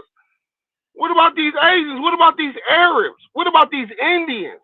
They selling fentanyl weed in gas stations, and they don't even got papers to be over here. Like, how are they able to open stores? How are they able to open stores and they not even citizens? They not citizens, and then they can bring in fentanyl and lace the weed, lace the candy. Man, listen, man, all these nations that came against us, man. All of them, man. If they ain't... go ahead, my bad, sis, you got it. I don't know. When I used to talk, especially over there on Cuddy, then people would be so mad at me because one of the things that I pointed out, we all sit up here and we could talk about how the crack epidemic kind of destroyed our communities, but we never want to talk about who brought that crack and all that cocaine to the United States. We have, just the other day, there was a tunnel that was just busted going from one side of Mexico to the other side, and it came right up into a store that nobody seemed to acknowledge. And it was a very elaborate electricity tunnel that went under the border patrol or whatever you call them to the other side. Okay. And so we don't want to talk about how these elaborate systems of people brought that over here. We just want to talk about the effect, or maybe the crackhead. And we have to realize that these people came and they were willing participants in destroying the two-parent household. And we can't talk about it. Facts. They came to nuke the nuclear family. Right. They nuked it. Because whether the daddy was, maybe needed some money, or he participated, or just walking down the street, because remember, everybody became a target. We remember those days. You didn't have to do anything to be a target. So, I'm not going to play that game that everybody was guilty, right? And these people from South America and from whatever other parts outside of the United States traffic that stuff in. None of it's grown here, and we can't talk about how they destroyed our communities.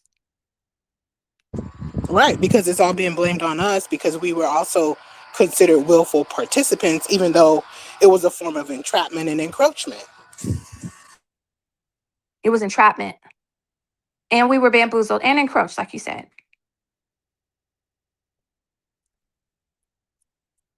I'm telling you, the things I know, the things I've seen and lived, I could write a straight book. These people came from Colombia, walking up to folks. We have a better job for you than that job, at McDonald's or wherever you're working. And if you look at that story, what's that name? Imelda Marcos, or no, Blanco, that Blanco lady. I mean, they got all these mini series, and like, she's a hero. And we're sitting there consuming and watching that. I will not participate. Okay? The same thing with the word crackhead. Do you know crack destroyed our families? Like, no light should be made of something so dark. Right, absolutely. Absolutely. Now I'm seeing little things where cutesy little Caucasian children are saying, "Oh, you remind me of a crackhead," on their little content that they create. And that's almost as bad, if not worse, than saying the proverbial N-word, Do you know what crack did to my family, my people?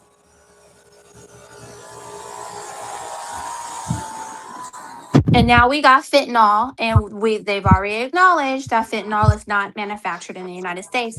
Here again, do you think it's Tay Tay from the hood? You think he's trafficking No, that into the country? no. The government.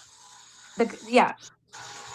Using groups of people. These people are marching those things in. Yeah, they have it strapped to their backs. And how Right. do you have it strapped to your back and you make it, through all the customs? Well, that's what. Listen, the tunnel. I don't know if you saw this news story. It was like the tunnel came up under Tijuana on one side. So the California side was a store. It came up through the store, a building, and it went down under customs, border, border security, whatever you call them people, under their building.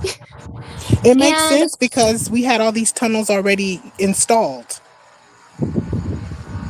I've been in some of them.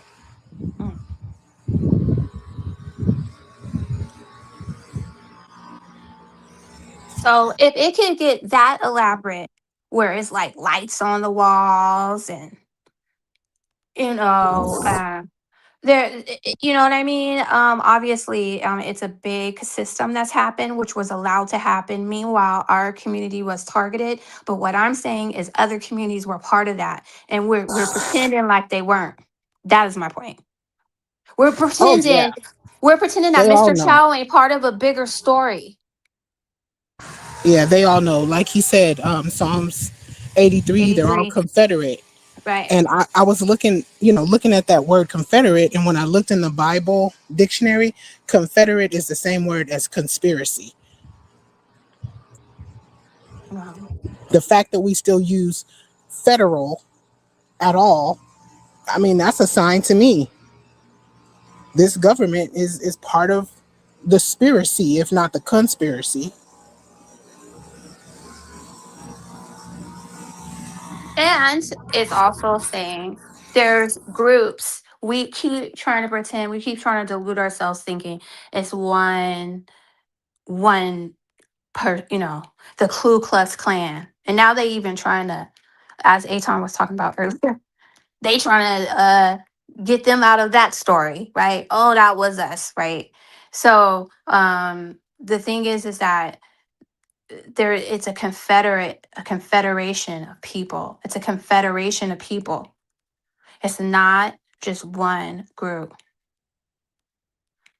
It's everyone except us, and us meaning those of us who are right-minded for our people, not those of us who are against us. Because there's plenty of so-called Indians or indigenous, whatever you want to call them, there's plenty of them that are assisting in this whole takedown. Now you said the Bible, the Confederation, you said federal what? I was walking Confederation around. The of word nations. Confederate, the definition is conspiracy. And I kept trying to post it on Chief IM's page. It kept deleting itself. And so I tried posting it on someone else's YouTube. In the comments, it also deleted. Okay, so that means it's flagged. So that means, that means it's flagged. They don't want that shown. Okay. But you can definitely pull it up in the Bible lexicon. Just pull up Confederate. Right. Or Psalms 83 clearly says, the whole statement is there's a confederation of nations. It's a group, is more than one nation. And they're working together. And that's where I tie in when Woodrow Wilson started this Council for Foreign Relations. And that's where we get, we have the UN and The everything now. UN. Right. Yep. Right. So it's real. You could Google it, even though they tried, I think AI is trying to scrub it. But it's real. There really is a conspiracy, as you're saying. And the biggest tool is for us to not know who we are. Like all So they this can steal your stuff. the name game and who you are, and your grandparents were lying, and a lot of people want to go against the grandparents and make them look bad. But I'm thankful because the little bit of information that they preserved is enough to help us to blow this case open. Well, what I'm gonna say, go ahead, and then I'll go after you. Yes, go ahead. Oh, okay. I just want to say the mentality for someone to tell you that your grandma is lying to you, that lets you know that this person does not have your best interests. A lot of people's grandparents and stuff have passed away, and you have no sensitivity behind this, and you just I think one time I was watching Q Butter's channel, and that man Psycho whatever, and somebody was trying to explain this, and he was like, I'll eat your grandmother. That is the mentality of the people who's telling you, I don't care what your grandmother said. Oh no. And he's probably either some Hotep or some Tether. No, he's or both. Jamaican. He's Jamaican. Well, He that's kept saying, Tether. he's a proud Jamaican. And so he could care less about because they know that they're not the same as you. We don't know that. And that is what you're saying about how they want to keep us obscured and keep the information from us, because we didn't know that we are, I don't want to say a peculiar people, but we are a remnant. We're a certain group of people, and everybody in the world is confederated for us not to know it. Right. But they don't know the tenderness of a Southern grandmother. So for you to even say words like that, right, that lets us know you are not one of us. Right. I mean, I wouldn't even know. I don't know the tenderness of a Jamaican grandmother, but guess what? I would never say. I would never say I'll eat her. I'll eat her. Right. You know what I mean? But you do know the tenderness of, our grandmothers. Right. So you respect other grandmothers on Other behalf grandmother. of. That's right. All right, Aton. I can talk now? Yes. Thank you. Okay, well, where I'm at and where I stand on this, and I know I've been kind of just floating around and tiptoeing through the tulips on this, but where I'm standing at is we got to focus on our own people. And people say that all the time, but not just working together. We need to focus on our people that are not helping, that have the biggest voices, that have the biggest platforms, that are in representation or representative positions. You see what I'm saying? Not just the elected ones, the ones that are saying they're going to do something or talking these big things or creating these big ideals, and then fall back and say, hey, well, I'm not a leader. Hey, you have a lot of these people that's been doing this for a long time and have made a lot of good money doing it. Now we got to take care of that situation. And we This take is me. care of that by stepping up ourselves. So those of us who know, teach those of us who don't know, and we have to just go ahead and, as they say, dead the threat. Take the beast out. Take the beast out where he's most vulnerable. Ignore those big mouths, because when we step up and we start shutting it down, it's nothing else they can say or do. No. This is what I'm saying. Now, this is what I'm saying. What I'm saying is that, like you say, pull up and all that stuff. We talking about, we go talk to these people and we get a big platform. We bring them out of the social media, bring them to the table, and make it a big platform as it may be. You can't mute nobody. You can't kick nobody off the channel. You can't do none of that. You'll be in front of the people. You have this plan. You put this together. What are you here for? Well, I watched my mother do it. My mother was Listen. straight up panther. Know your business. You're not listening to me. I'm hearing you. I'm not talking about your mama. I'm talking about these people who have these big platforms, big following. What are you here for? What are you here to do? This is my approach. I'm not going to run after Chow. I'm going to go run after the dudes that was there that did nothing. I'm going and that's after what I'm saying. attorneys. I'm going after that attorney. What was your mindset on representing Chow when you knew he popped that young man? I'm talking about going after them people. I'm talking about going after other people, not just them. We talking about other people that are in representative positions. He should have been scared. Themselves out there. He should have been scared to take that case. He should have said, "Oh my God, this is going to ruin my business." So you're exactly right about that. What I'm saying, it's going to ruin your family, not just your business, your family. When I say I'm bringing up my mom, I saw how she did it, how she got on freaking trains to Sacramento, how she was meeting at people's houses, how she handed out flyers, and this was before the internet. Basically, we need to learn how to file suit ourselves and then hold all those people accountable.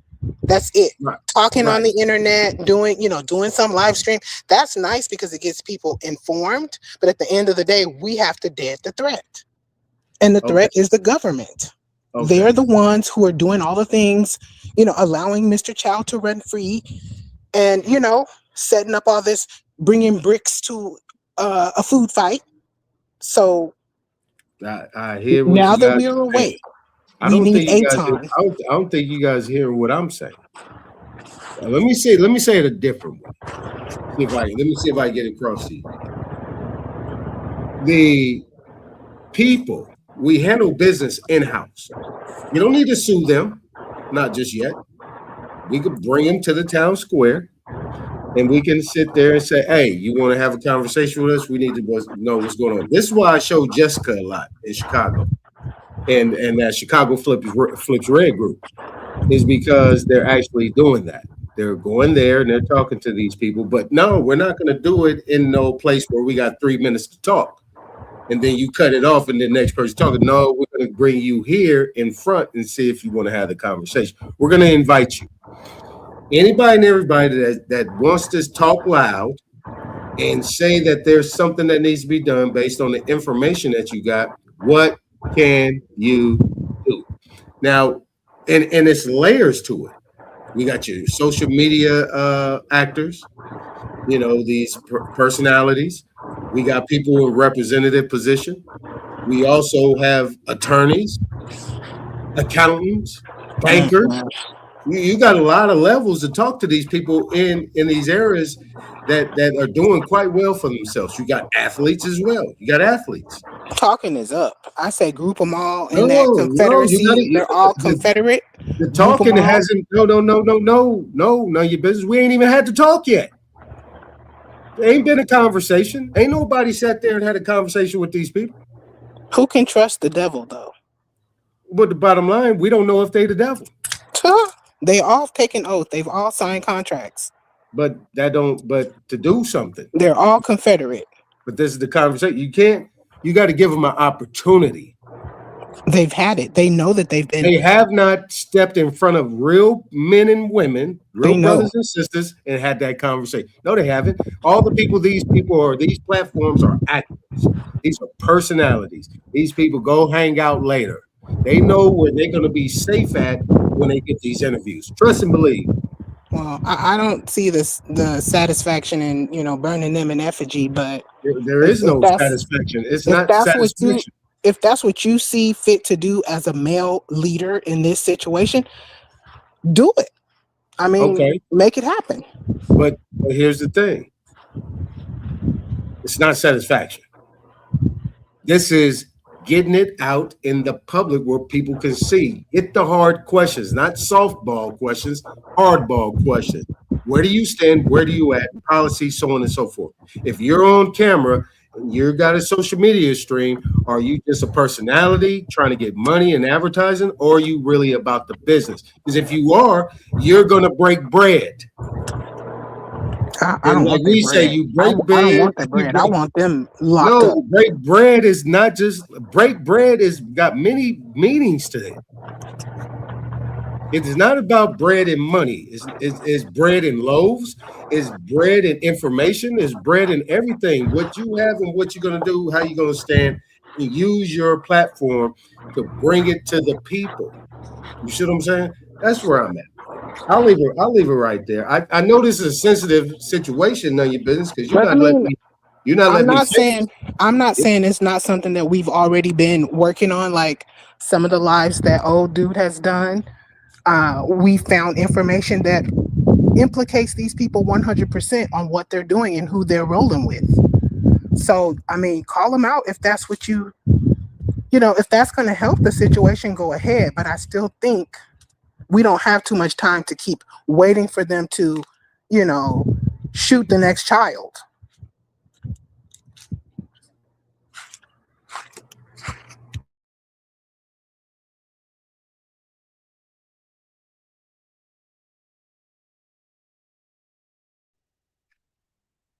Are y'all there?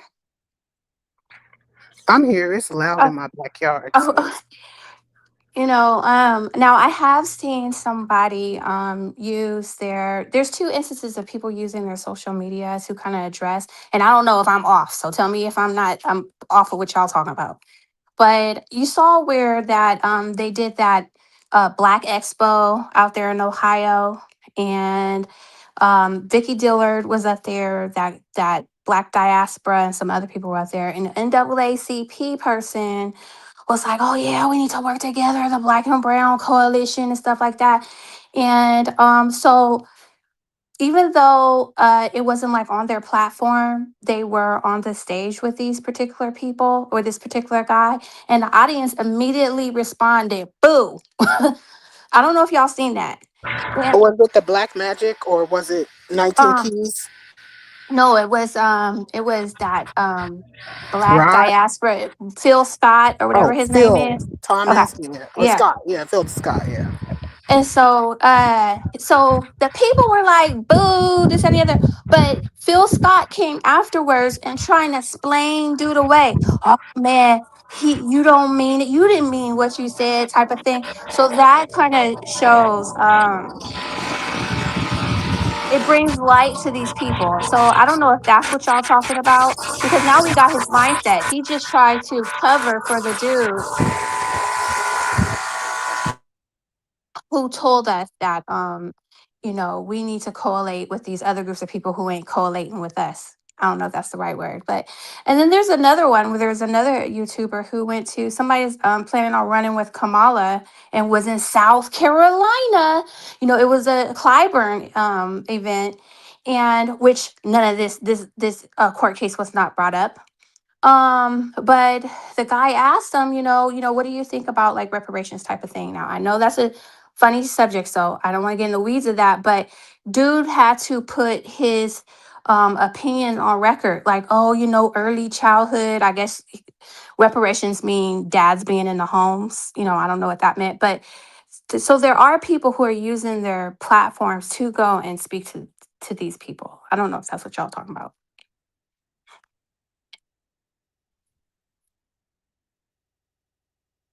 What I'm saying is that to be able to have the conversation, because people saying that you saying isn't this that somebody's done it. I don't know nothing about it. And what did it actually accomplish? All this stuff being done in social media is just something that is being done in the meantime. We don't know who these people are and what they're doing.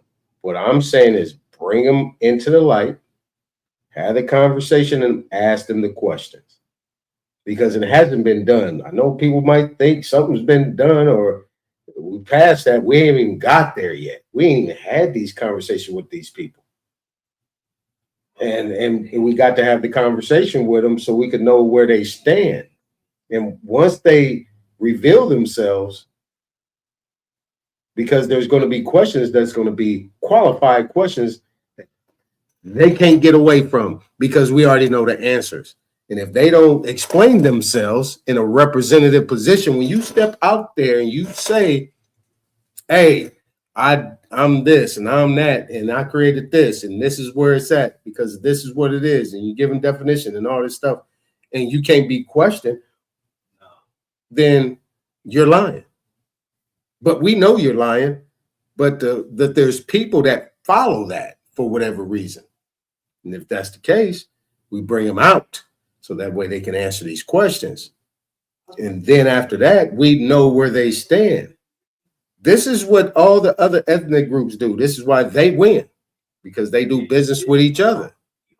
You see what I'm saying? So under the circumstances, this is where we got to get a clear understanding of where a lot of these people stand, because there's a lot of people making good money.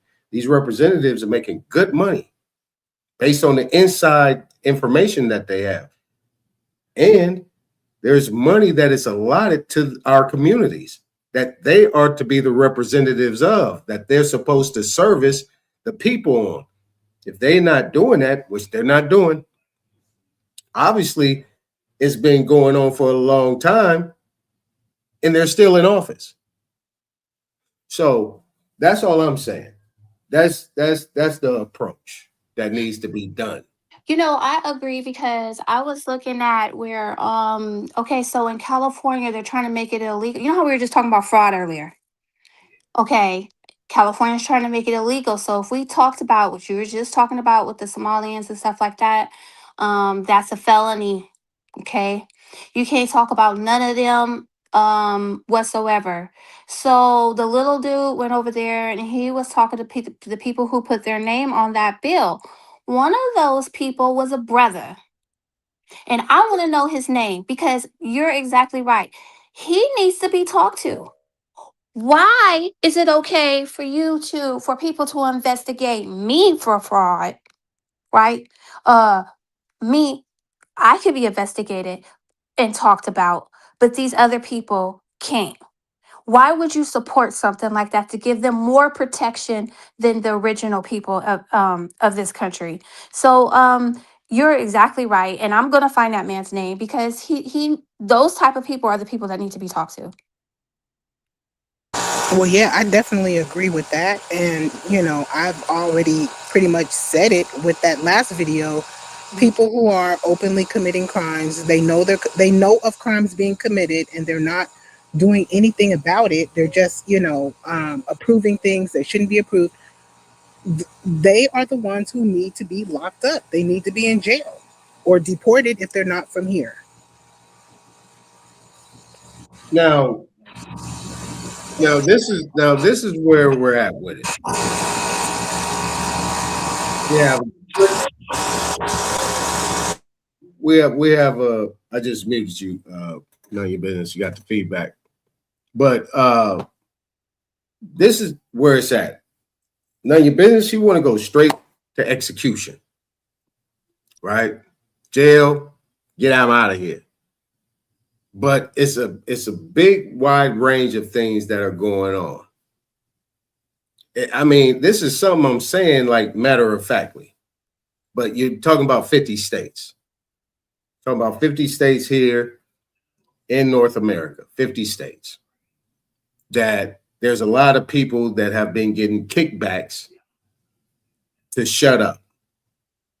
But let me ask you guys a question. Let me ask you ladies a question, my bad. Let me ask you ladies a question. When funding, well, money is being allotted to these districts, right? You have your federal representatives, you have your state representatives, you have money, funds that are coming to these districts. What is the primary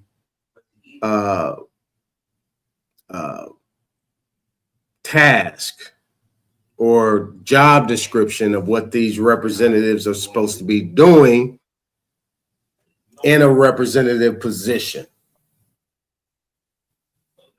What is their job?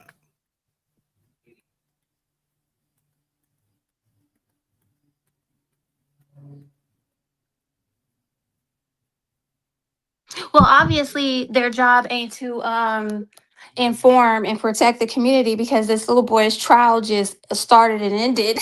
And I ain't seen a representative say anything about it, but you know, as Rutgers would say, I digress. I'll be quiet.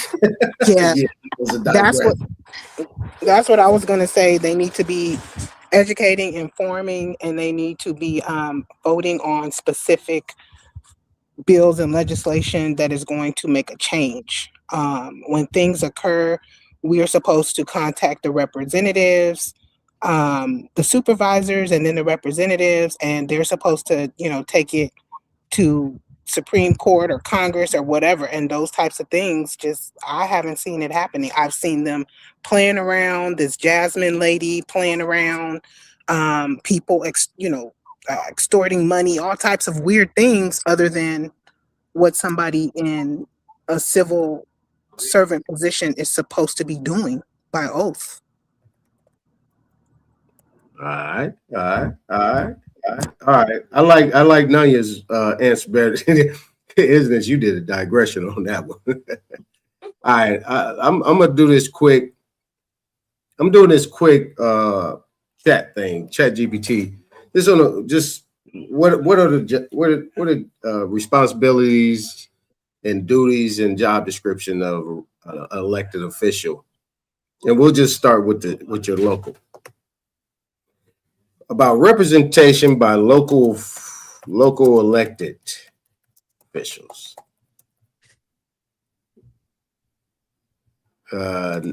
Excluding,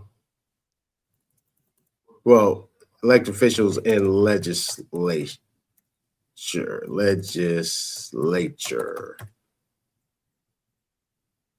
Represented by local elected officials in legislature.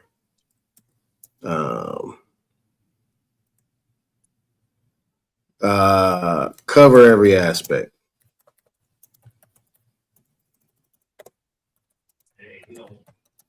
Especially government and state funding. Especially. See what it says. Let's see what it says. All right, I'm about to share my screen. We got about what is it, 4:48? Oh yeah, we got 10 more minutes. So I gotta roll. Sky, you guys help me out because y'all got me back on. You guys got me balanced because I was thrown off by that. Definitely was thrown off. Appreciate y'all coming up here. Shout out to Chief I Am. But yeah, Yeah, we gonna end this off right here. Anybody that try to hit the panel, don't do it. We gonna end it off right here. This would be a good way to end it off. I think everybody did a good job in balancing me out. And here we go. All right. Let me blow this up. So you guys heard what I was asking. So we got that. So it says right here. So it says, let me ask you a question about representation by local elected officials and legislature. Cover every aspect, especially government and state funding. Absolutely. If we're talking about representation by local elected officials in the legislative process, and especially how that relates to government funding, grants, housing, infrastructure, tribal issues, community development, and public policy, then we're really talking about how government resources move from taxpayers and federal programs into local communities. Bingo. Yeah, that's exactly what I was talking about. Thank you. So it says, who represents you? At every level of government, elected officials are supposed to represent the interests of the people within a geographic district. For a California resident, representation generally exists at city, county, state assembly, state senate, federal house, federal senate, executive. These officials are not merely lawmakers. They are also advocates for resources. See how big that is and in bold? That chat GPT know what I want. That's my secretary. Look, number two, what are they actually representing? Most people think they vote on laws. That's only part of their function. They also compete for grants, infrastructure funds, housing funds, transportation funds, education funds, public safety funds, tribal funding, disaster relief, workforce funding, nonprofit funding, economic development funding. Their district benefits when they successfully bring money home. This is also often called constituent services, as I said earlier, and district advocacy, as I said it earlier. How funding actually flows. Most funding follows this path: federal government, state government, regional agencies, counties, cities, nonprofits, community programs. Example, Congress appropriates money, HUD receives money. This is an example. Let's deal with HUD. Very good. FHA, Fair Housing Act, Fair Housing Administration. And the big problem we got in California where people are losing houses and at the same time not able to get funding. HUD receives funding. HUD awards funding to California. California allocates funding to agencies. Local governments apply. Projects get funded. Number four, while local officials are so important, a city council member may not directly control HUD. However, they can support applications, issue resolutions, create partnerships, lobby agencies, prioritize projects, influence planning decisions. Number five, hold on, this part. A strong elected official can dramatically increase funding entering a district. The legislative role, lawmaking, creating statutes, housing legislation, oversight, examples, budget authority, but we pretty much got the gist of it. Now, constituent advocacy, helping residents navigate government. Constituent advocacy, helping residents navigate government. This often includes grants, agency intervention, regulatory issues, housing problems, veteran issues, tribal issues. Okay. So we see what they're supposed to do, but we know what they've actually been doing. And it's been a bunch of redlining, gerrymandering, and, everything else has been the focus to keep money away from who it should be going to, which would be. And now we know what their job is. That's their job. They don't do it. That's their job. They're middlemen and they're not doing their job. And they're not, are they in the Constitution? Because I don't think they are. I think they were added. Who that? I think representatives. So the The senators are in the Constitution, but the representatives, that's a group that was added later.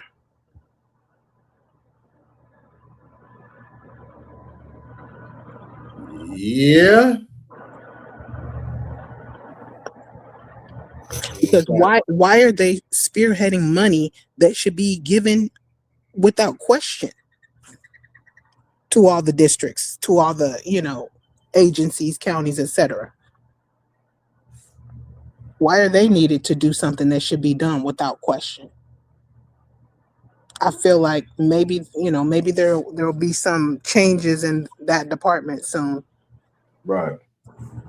I mean, but under the circumstances, right? I just want to give a whole breakdown. No, that was good. With their duties and responsibilities, their job description. That's their job. So when we holler at them, we can't talk about nothing else but that. Have you done that? And they say, yeah, we've done this. Where? And what nonprofits, what lobbyists, what political action committees, what all these different, who have you been dealing with? Who are they? Where are these fundings at? Where are they being set up? How is it being marketed and advertised to the people so they can show up? Are you guys sending mailers to everybody's address?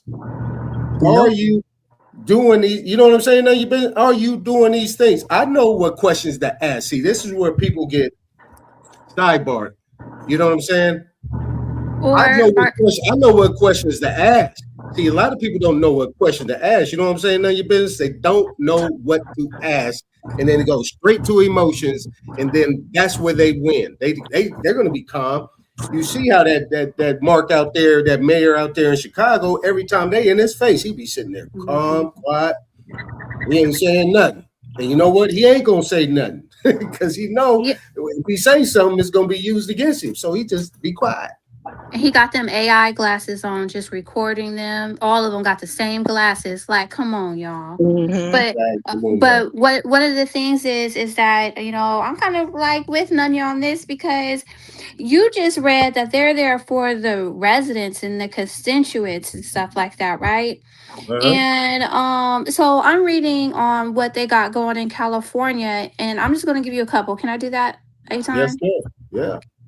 Okay, so I see where they have new measures to seek to strictly prohibit ICE or Border Patrol agents from entering surrounding polling places, voting centers, and private daycare facilities without judicial warrant or court order. So those people. Okay, go on. Okay, so let's put a pen. Semicolon right there. The semicolon, because that was a mouthful. Okay. Now so you guys saying, okay, got business, none of your business up here say, well, Aton, what the hell you gonna do when you go talk to these people? If you told me that, my question to them is this. I'm gonna read that off. Read that off. Bam, she reads it off. And we say, okay, now why? Number one, I got two questions. One, why are you putting so much energy and effort into immigrants coming over here when you have been elected by a people to do something that you're bound to do over here? That's my question. Right. And why do we care about voting booths and polls when we have people that are, sleeping in the streets? Well, no, I mean, but there you go. They would consider that to be an emotional attack. They would consider that to be an emotional attack. I'm gonna be level with them. I'm gonna be diplomatic in my questioning. You know what I'm saying? None of your business. We gonna get to that at the end. And why isn't Maxine Waters supposed to be, handling all the money going to the tribes? Why is she sending money to create all of these casinos, etc., for people that are not even from America? Okay, so you're getting ahead of us, none of your business. And I'm glad you said that. Okay, what's the next one? So the next one is Get the Fuck Out Act. And this proposal is called Get the Fuck Out Act, GTFO Act. Wow. This proposal would block California public agencies from hiring any federal immigration enforcement officers who served during the second Trump administration. What the Okay. hell? That's what they're doing. I'm like, what the hell? Hold on. I got to stay focused now. I got my diplomacy hat on. Okay, so you got the GTFO, right? So my question to them is, you got the GTFO, right? Now, based on what I just read off in the chat, it says what your duties and responsibilities are. And it also says how the funding comes down. It starts at the federal level. So everything that you do is federally funded.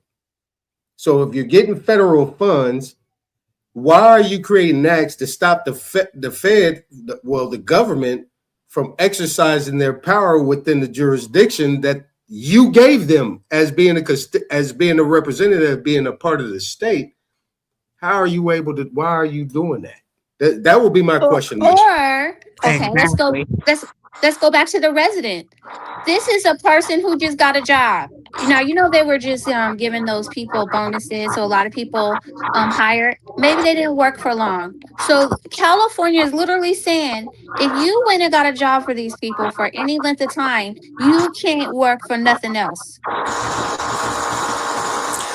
My question: Who wrote that act? Who got paid to write that act, knowing that we're gonna be prepared for all that. A dog chasing his tail. Yeah, we gonna already be prepared. We're gonna have all that stuff all ready to go. They're not gonna get out. They're not gonna escape. Because isn't it a type of job discrimination? Right. Like who I don't know.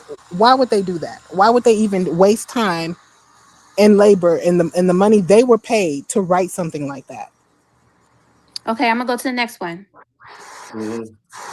The next one, it says there's a pending bill that requires hotels to formally notify both guests and staff whenever ICE Border Patrol books a reservation at their facility. What? Yeah, what? This is California. The next one says. Say it. Wait. Say that one again. All right. Say that again, please. It says there's a pending bill. Okay. It's already up in there. And it says it requires hotels to formally notify both the guests and staff whenever ICE or Border Patrol books a reservation at their facility. That's ridiculous. I don't even know where to start on that one. Is that for sanctuary? That's for California. This is California. The whole state. Mm-hmm. Yeah. There's another one under Bill SB 1257. The state attorney general will track and publicly report local immigration enforcement activities while keeping individual identities confidential. So there's some reporting system going on.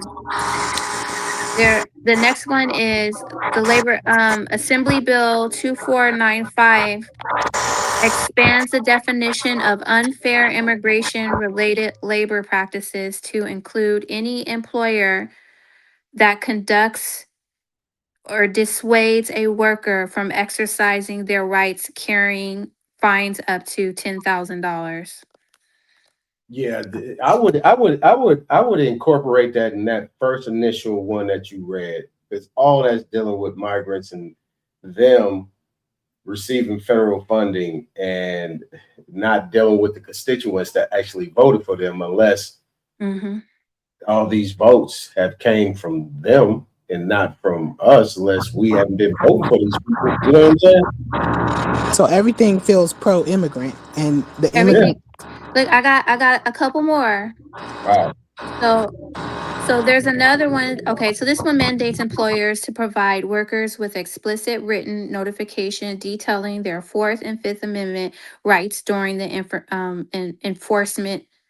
law enforcement interactions.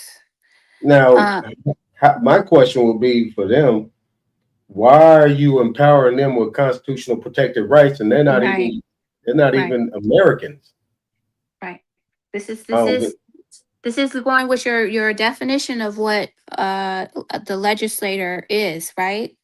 right, right. You know, and what and how they're not, like you're saying, we're not getting mailers on things that are happening for us, but they're up there working for other folks. So there's another one. It says lawmakers are voting to eliminate valuable state tax breaks and financial incentives for corporations that contract directly with ICE. There's another one that says it expands state level privacy protections to legally shield the home and work addresses of pro immigrant service providers, employees, and volunteers from public records. So that's it. That's all of them. Now, That's what they're working on. my last question, and this would be this would probably be the one that broke the back, will be is this: how, under what act are you able to, how do I say this? Under what act are you executing this? And you know where I'm leading to. Are you doing this under civil rights? Like, how are you getting this done? You know, what, because there has to be a foundation where they're able to implement this, because this is where they always talk about minorities and people of color, and they use these terms. You know, are they applying these funds through civil rights, through the Civil Rights Act, the Naturalization Act, and all these different things? I mean, this is where I want to see how they're applying these migrants. What are they up under in order for them to do that? And at the same To time, get the state protection. and are you drawing these funds from something that is allotted to us and you're giving it to them? You see what I'm saying? Yeah.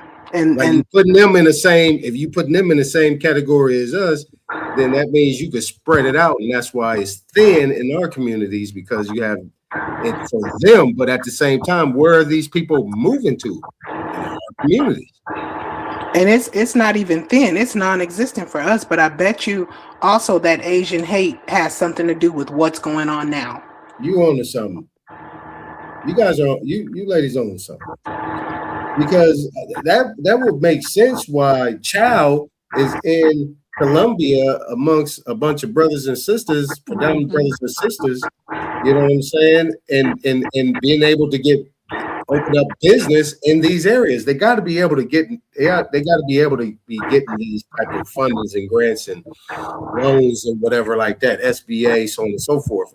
And they got to be falling up under, what do they call that for the women and minority? They got, what is it called? Minority and women and minority category, where they got funding for that, business loans. Right. Some of that. What is called minority enterprise, minority something enterprise, women minority enterprise. Yeah. They got to be falling up under that category. Affirmative action, literally a type of affirmative action. They got to be falling up under them categories. Gotcha. But see, somebody needs to go with the fine-tooth comb and, top down on something like Chow, and see, because he's violating in ways we don't even know. Right. Like, one thing I found when I was working in these positions as an investigator is that all of these people are under where they all have something called sponsorship. So when they're under, not all of them, but the majority, the only ones who get out of it are the ones with asylum. So they're under a type of sponsorship to where if they do certain things, they are immediately to be deported. And there's a form, I can't remember the exact form, but I used to threaten them with it all the time. I will be filling out form, blah, blah, blah, immediately, because I found that you have all of these assets, you have all of these bank accounts and homes, but you're here applying for food stamps. And your sponsorship clause states that you're never to apply for food stamps. Well, see, that's the reason why, if you look at all those things that I just read off, ICE, which is the Immigration Enforcement Agency, right? Those people are being blocked at every day, doxing them. You can't get a job. You can't stay at a hotel. You can't work for this and that because you're filling out this form. California is now making it almost illegal for it to be enforced. They're tying their hands at every entrance and exit, so they can't do their job. So therefore, we become overrun by these illegals. Right. Right. And when we're being overrun by the immediate illegals, we don't even have time to pay attention to the ones who've been sitting up here the whole time illegally. Right. Unlawfully, I should say. Right. And as you mentioned, entrance and exit, we are about to exit. I like that. Appreciate you. That was a good segue. Yeah, we I was just getting started. I know you was. But yeah, I'm 10 minutes behind. I got some more errands to run. And then Hey, thank you, Anton. Peace. Peace, Nanyas. Yeah, thank you. A peace to you too, listener. all right. Talking Peace. to everyone. We're gonna continue this tomorrow. Okay. All right. All right, peace, ladies. Well, that didn't go the way I planned it, but it worked out. I mean, I started off with that case, and that just threw me for a loop. So it wouldn't have made sense for me to talk about what I wanted to talk about. But hopefully I was able to put in status. I think we pulled in status and other situations. But this is what we're talking about here, status. We was able to get in status. If it made sense, I don't know. Really don't care. But at the end of the day, we was able to get status in. I mean, when you look at it, sometimes some of these so-called technical terms, these legalese and Black's law, it has its place. But in that situation, there's really no place for that. And they played Black's law and legalese and subrogation and all these different terminologies at the expense of a young brother that didn't even make it to high school yet. You know what I'm saying? And that full-grown man named Chow with his son thought that his life wasn't worth anything based on what they seen him as, Chow and Little Chow, what they seen him as. But in the circumstances, there's going to be a place where people will execute that Bible and the scriptures. People will execute common law, if you know what I mean.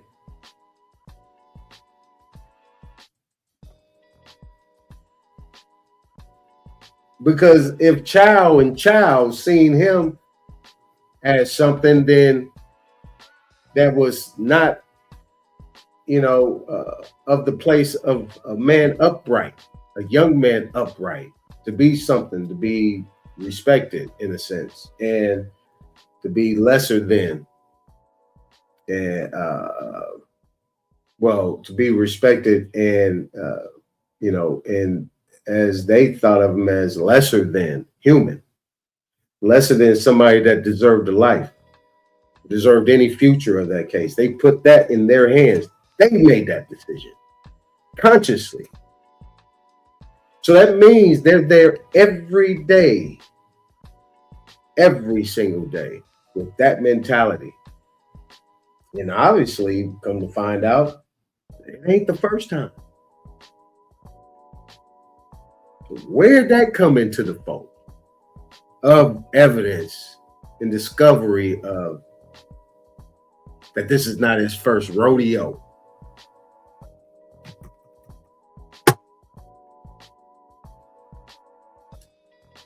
But hey, what do I know? Pretty soon, people gonna figure it out. That's why I say a lot of people that be talking need to not talk, because they're not going to do anything. They're not going to do anything. They want to talk. They want to play the role as if they're a leader, as if there's somebody with some type of power. But that power that they utilize is a power trip, because they can control the minds of the people based on emotional things. You know what I mean? But hey, when this is over, you know what we're about to do? We're about to play that Copper Draco Get Down, you know, that good music that he made. And well, you know what? Before we exit on that, let me pull up my man King Chameleon. Let's do it like this. Let's do it like this first. Let's do it like this first. Where you at? Where you at? Where you at? There you go. There you go. Let's do that first. Let's do it like this first. All right. So I'll just keep talking while this is going on till we get it all prepared. I mean, it's interesting. You know, people are so enamored in, not enamored, let me not use that. People are so stuck. People are so stuck in a place where they can't really get out of their own way. And then people are casualties of that. You know what I'm saying? People are casualties of that. What's up, Draco? We're going to play it in a minute. I want to bring this up.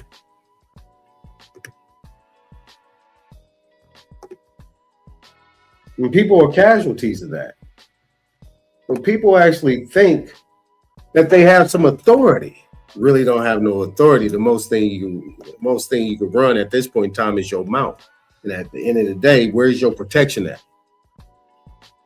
Right. So what you're going to do is you're going to stay in your little pocket. That's where you're going to stay. Stay in your little pocket. Stay in your comfort zone. You ain't coming out of there. Just not going to do it. It is what it is. It is what it is. You need to face that. But what is it? If it don't make money, it don't make what? Yeah. All right. We're going to hit these last two and we out. Shout out to Copper Draco. Shout out to None of Your Business. Shout out to Engine Radio. Shout out to Rich G. Rich. Shout out to American Isness. Shout out to Derek. Shout out to Chief I Am. Shout out to everybody else that was there that's listening. Shout out to Tamula. Everybody in the chat that I've seen. This is what we're about to do. We're about to get out of here on this. And remember, if anybody tell you you are, you tell them you're not. You tell them who you are. Now, outside of that, much love. On the next.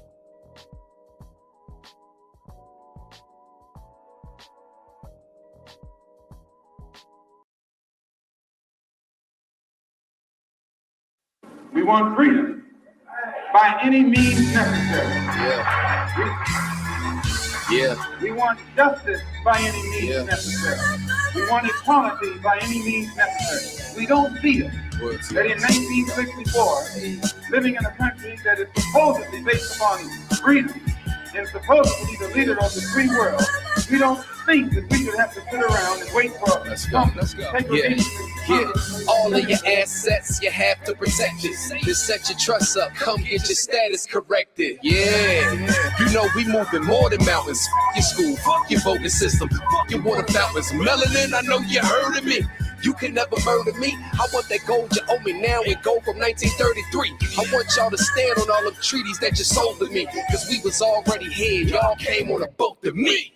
And know this God-given land we all holding feet. Simple, absolute gratitude, your majesty. I am not in my straw man, you not controlling me. Certified, signed, sealed, stamped by the notary. Don't try to lie to my face like you ain't just a colonist who tricked us with contracts, but you fail to acknowledge it. And history books of fertilizer, one big pile of shit. Acting like you freed us from slavery, but ain't abolished it. The plantation just got renovated. Driver's license and passports are the new slave papers. How they foreclosing on the ones they gave acres. We allowed them entry, even trusted them as neighbors. They took everything from us and made us ask for favors, and posed as the only helping hand that's there to save us. Boycott, don't try to keep up with the fad, cause the money that we save, the properties that we rehab. Monopoly with the fad. Tears don't fall from my eyes, cause they see our what, but they don't see our why. You was born in June, but I only seen July. Influenced by bad spirits like a DUI. You ain't do no estate planning, but you think you fly. Now we gon' need 3 fish fries to see you die. We the revolt, boy, don't play with me. The time is now, this royalty over slavery. Damn.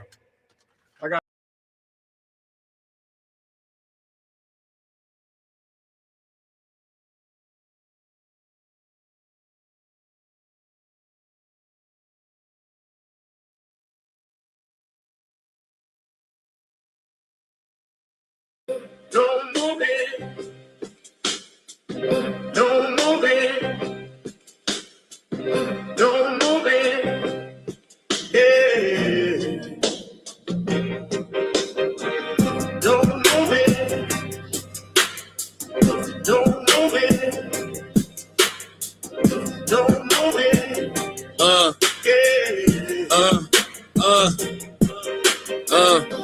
I'm the coach, quotes coded in oak with a ghost loaded focus. Chrome in the coat, king with the cloak, smoking that hocus pocus. Infinite styles, pivot and pile up the mileage. I'm wild with the science. You see the line on my avatar, iron jaw pride. I ought to devour the silence. Why you niggas steady lying? Got me laughing hard, satire and fraud. I fire the squad. Wise get crossed when I'm sparring with all the guards. Author of art, carving a mark in the bark of the market at large. Target the sharks, heart of a Spartan. I sharpen the margin with bars. You rather bargain and dodge. I'd rather you come get your taxes done.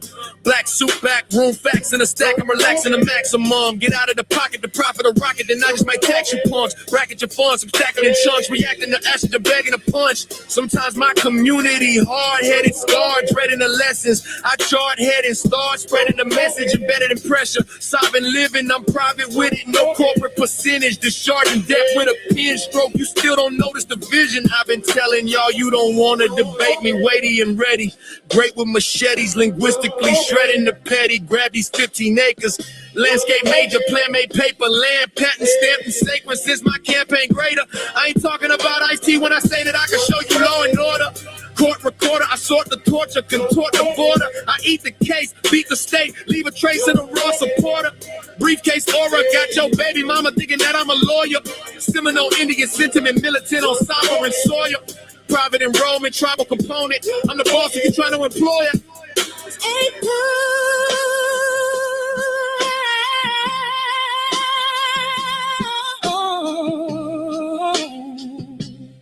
Clutch, baby, infinite.